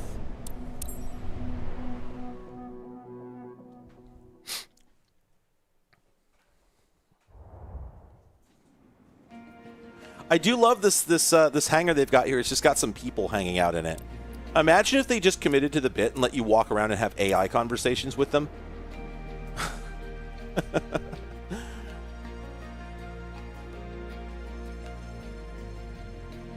The Miata was wild because that thing had, I think it's just an inline 4, right? But it's on the larger size and the car's on the smaller size, and so you've got this 4-cylinder engine that feels like popping the hood on popping the hood on a coupe and seeing like a V8 under there, right?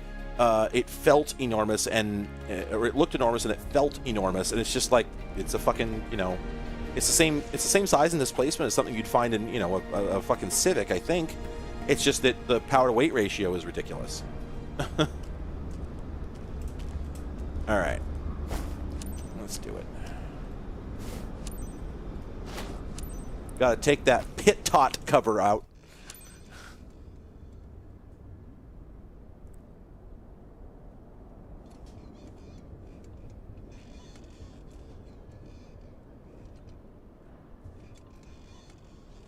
I don't know if anybody can hear it, but the brakes are really squeaky. Let me turn the volume up.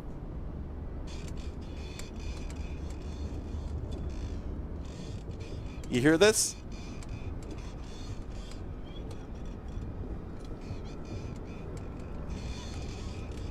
Hilarious. Yeah, exactly. Yeah, in the Miata, you just like, it's a Princess and the Pea situation. You can feel every single pebble in the asphalt, and that sounds like it would be frustrating or distracting. But again, your brain just integrates it all, right? And that's useful information. The way the assets never get preloaded. All right, let's see what sort of... oh, there's another guy with enormous ear holes in the back seat, so I'll have to not look at him. Oh, God. Oh, no, it's both of them. They both... Okay, they need to fucking do something. Okay, well, first off, I think it's a couple of women. Did not mean to misgender anyone. But also, they need to do something about the ears in this game. They are terrifying. I'll bet if I look this up... hang on a second. FS 2024... ears. Oh, let me put that in quotes.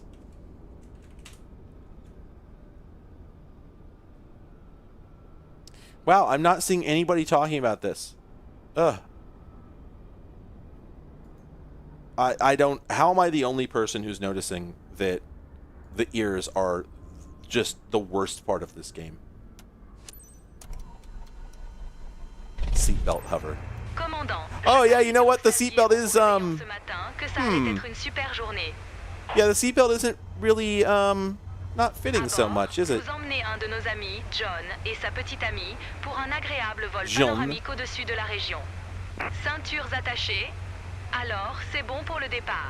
Have a good night, Cadence. Allons-y, commandant. All right. Taxi. Kilo Delta Lima Sierra Trafic. Cessna November 584 600 route vers piste 13. Kilo Delta Lima Sierra Trafic. All right, here we go again. Salut, merci de nous avoir à bord. Salut. Je suis John.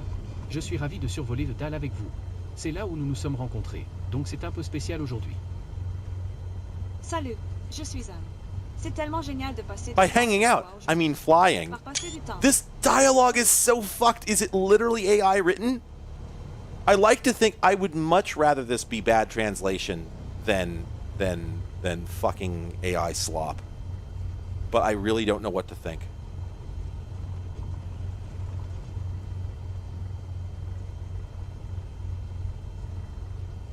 I'm getting so much better at steering with the rudders. Holy hell. Immediately steers the wrong direction.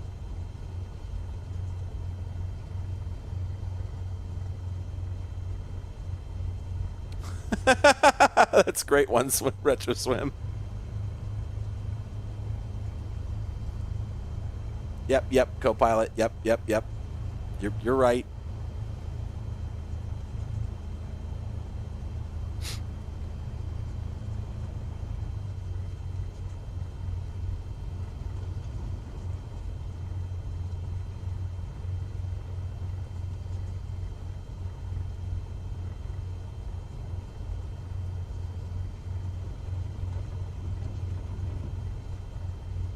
Ugh.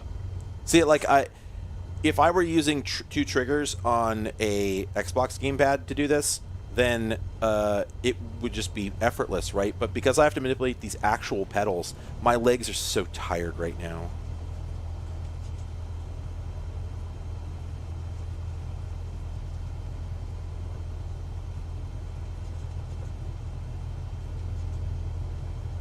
I imagine in a real plane, it would probably be, they might be arranged in a more ergonomic angle. I don't know.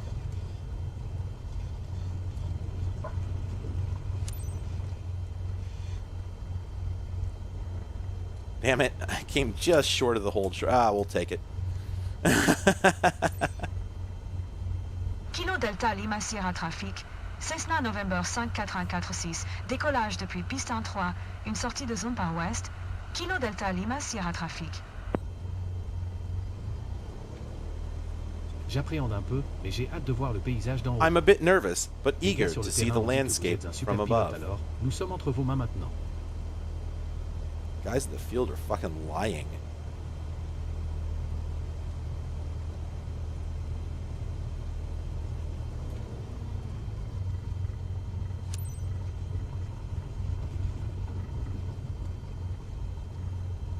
This game do look good though. Hot damn. Okay, now real quick, before we get going, look something up here.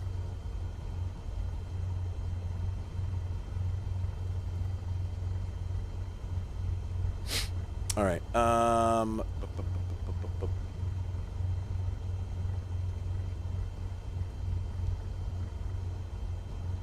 Okay, that's a good point, Gemma. That is a good point. Well, I don't know. I mean, if you're repeatedly taking off and landing for training, I imagine you do a decent amount of ruddering on the ground, right? Here, hang on a second.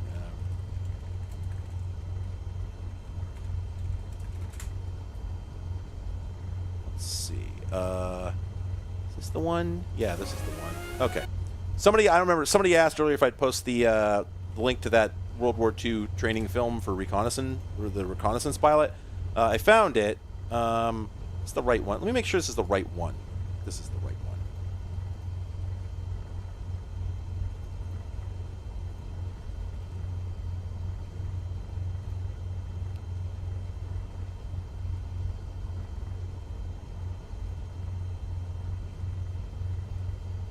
Okay, yeah, this is the right one. Stars William Holden.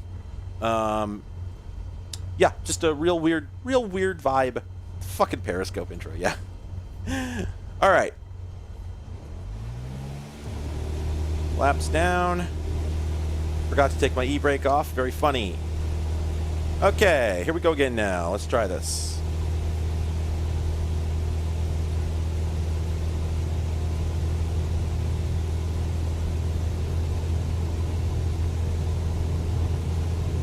Whoa, whoa, whoa, whoa, whoa, whoa, whoa, whoa, whoa, whoa, whoa, whoa, whoa, whoa.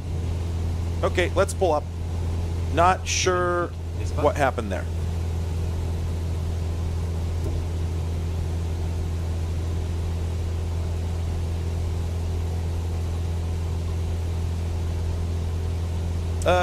Yeah.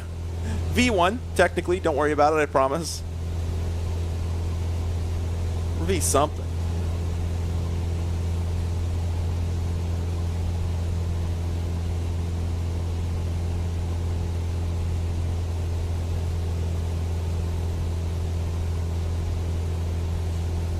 I feel so much more comfortable flying the plane from this position, but like I know it's not a realistic one.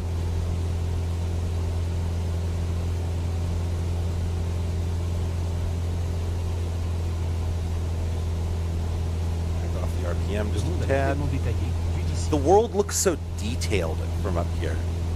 Very normal dialogue, incredibly normal dialogue in this game.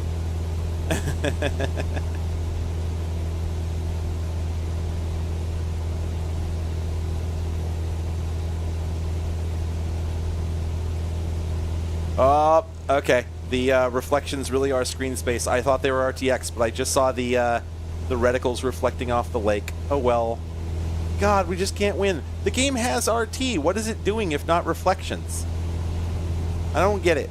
I don't know what's going on with this nonsense. Ça va, pas trop peur. Je suis trop excité pour avoir peur.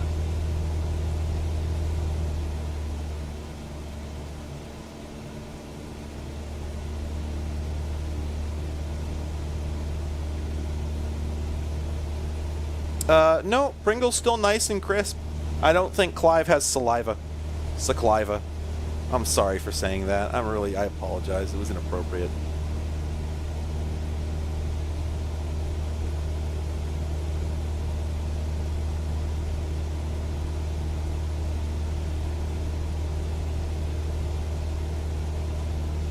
Le ciel est vraiment époustouflant.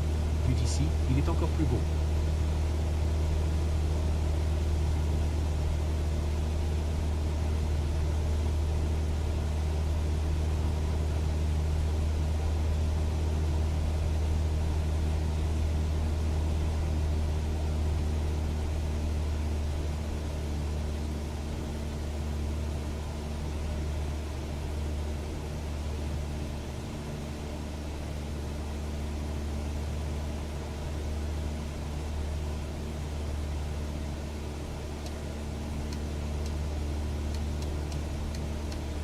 Ça doit être incroyablement romantique de voir notre région bien-aimée au coucher du soleil. It must be incredibly romantic to view our beloved region at sunset. Definitely need to book that together, honey.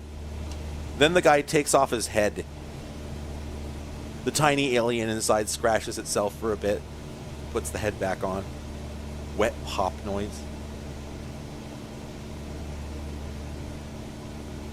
It's a good one, Eekpie. We're good. You nailed it.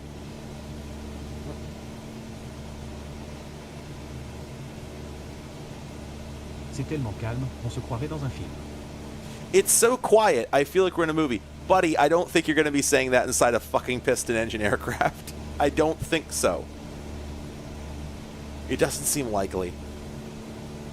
Et maintenant les toits. Je ne m'attendais pas à voir tout ça. Hey, now the roofs. Minuscule. En bas.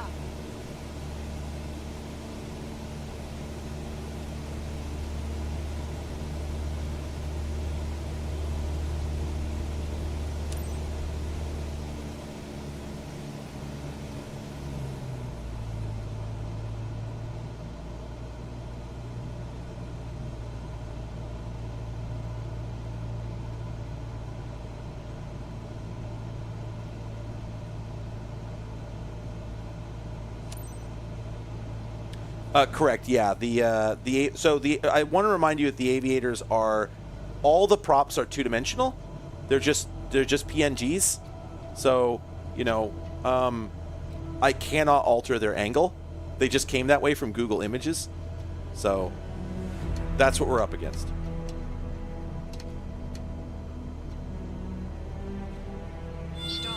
Whoa. Okay. Too little juice in this goose. 500. Whoa. Les gens d'en bas n'ont aucune idée de ce qu'ils ratent. He says, not realizing how close he's come to death. Oh God, we're barely at rotation speed. We're barely at, I don't remember all the other V speeds. I only remember the first. Oh God, what's happening? Ah, I lost too much airspeed. Jesus. I'm not sure what went wrong. Okay. Wow, how do we end up so slow? This is the hardest thing for me, is just maintaining speed. It's so difficult. There's so many variables. And I just keep, like, I'll be focusing so hard on one that I lose track of another, you know? Which, I mean, pilot workload.jpg, right?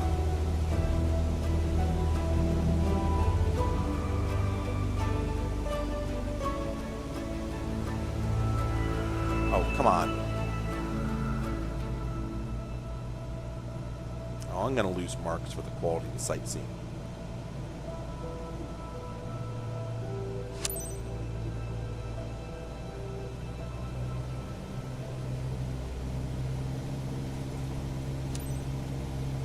I actually have a physical radio console for this, but I didn't hook it up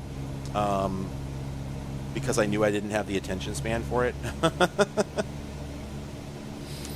All right. Here we go.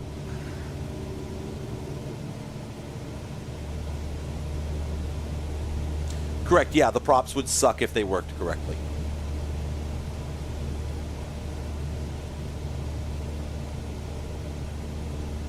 I have always wondered what a stick shaker sounds like. I have only ever heard about them. I've never actually heard one, which is probably a good thing, you know. Does any... Okay, maybe somebody here can answer this question. In military flight training, apparently, you practice stalls. You go up, you deliberately stall, and then you recover from it. I have always wondered if civilian pilots do this, or if it is considered too dangerous.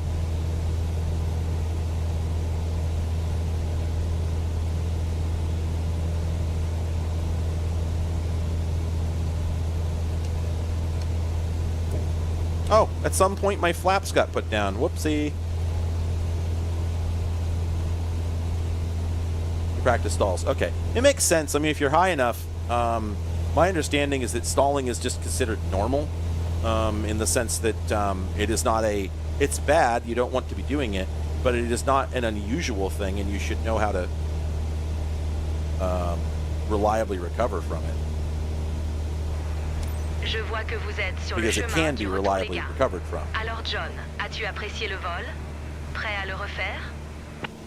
Merci du voyage. Okay, cool. Yeah, somehow I had never... Like, I've not, like, watched a lot of flight training stuff for civilians, but I've watched some, and it seemed odd that it had never come up. But that it came up a lot in the military stuff.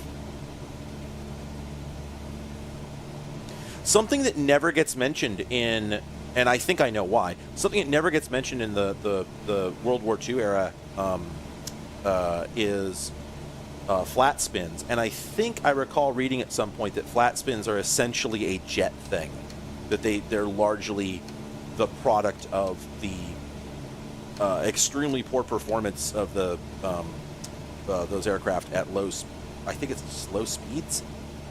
Because they're hyper optimized for high speeds, and so that just creates this potential for a type of unrecoverable spin that just like isn't really a problem with the much broader and simpler wing shapes for piston engines. But maybe I'm misremembering.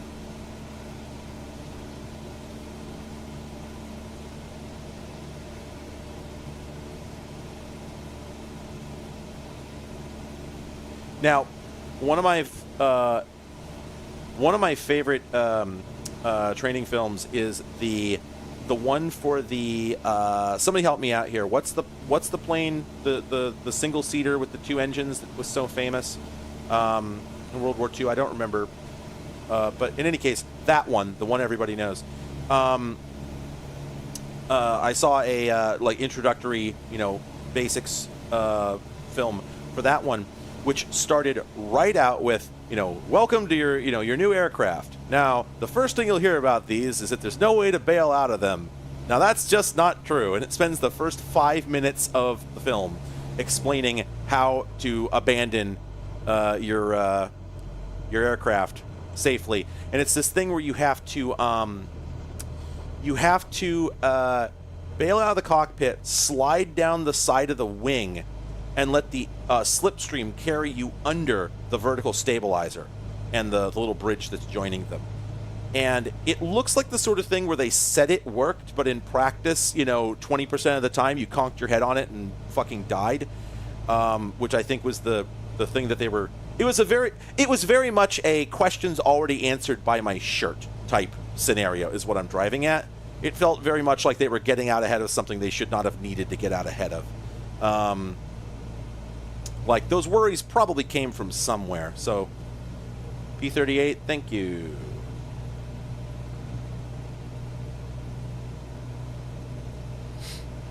Yeah, they actually gave, I think, 2 different, maybe 3 different methods for how to do it, and all of them looked really questionable. They all looked like, okay, yeah, that might work. That might work. Maybe. Or you get your ass fucking sliced in half.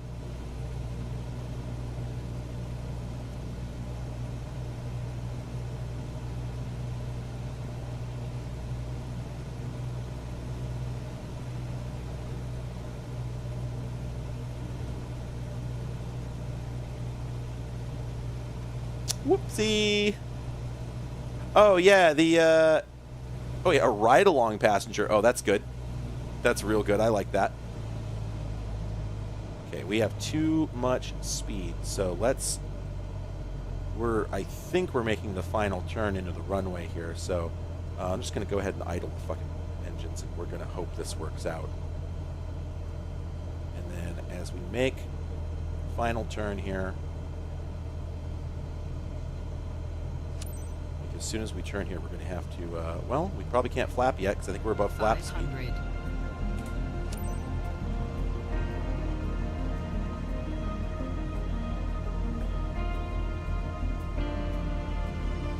Kilo Delta Lima Sierra trafic. Cessna November 5446 à l'étape finale. Piste 3. Pour atterrir, Kilo Delta Lima Sierra trafic. An actual airplane just very loudly buzzed my house.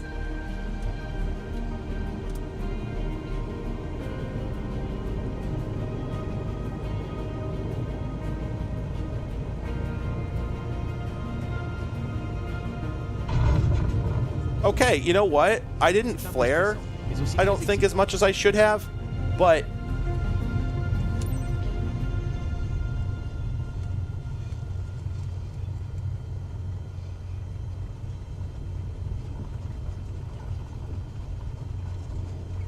Oh, ran off the runway. Ran off the taxiway.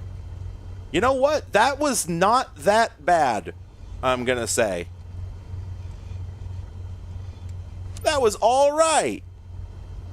Huh. We take that. We take that. Fucking A. Oh, I'm sorry you just got here, Plushy Fox, because I'm about to bail. I've been doing this for a while. Hey, I am trying to announce taxi to parking via radio. Did I not have the window highlighted or something? What's going on here? Enter. Enter. Sir. Sir. Sir. Sir.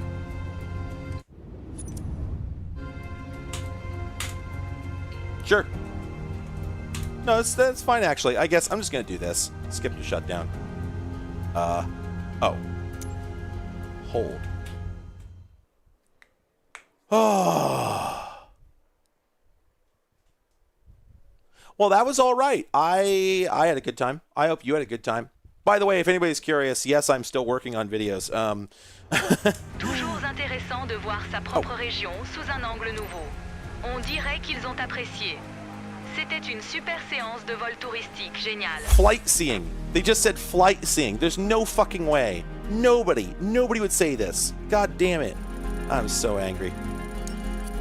Ooh, the sightseeing quality was shit. Smoothness was alright. Landing smoothness wasn't. Alright.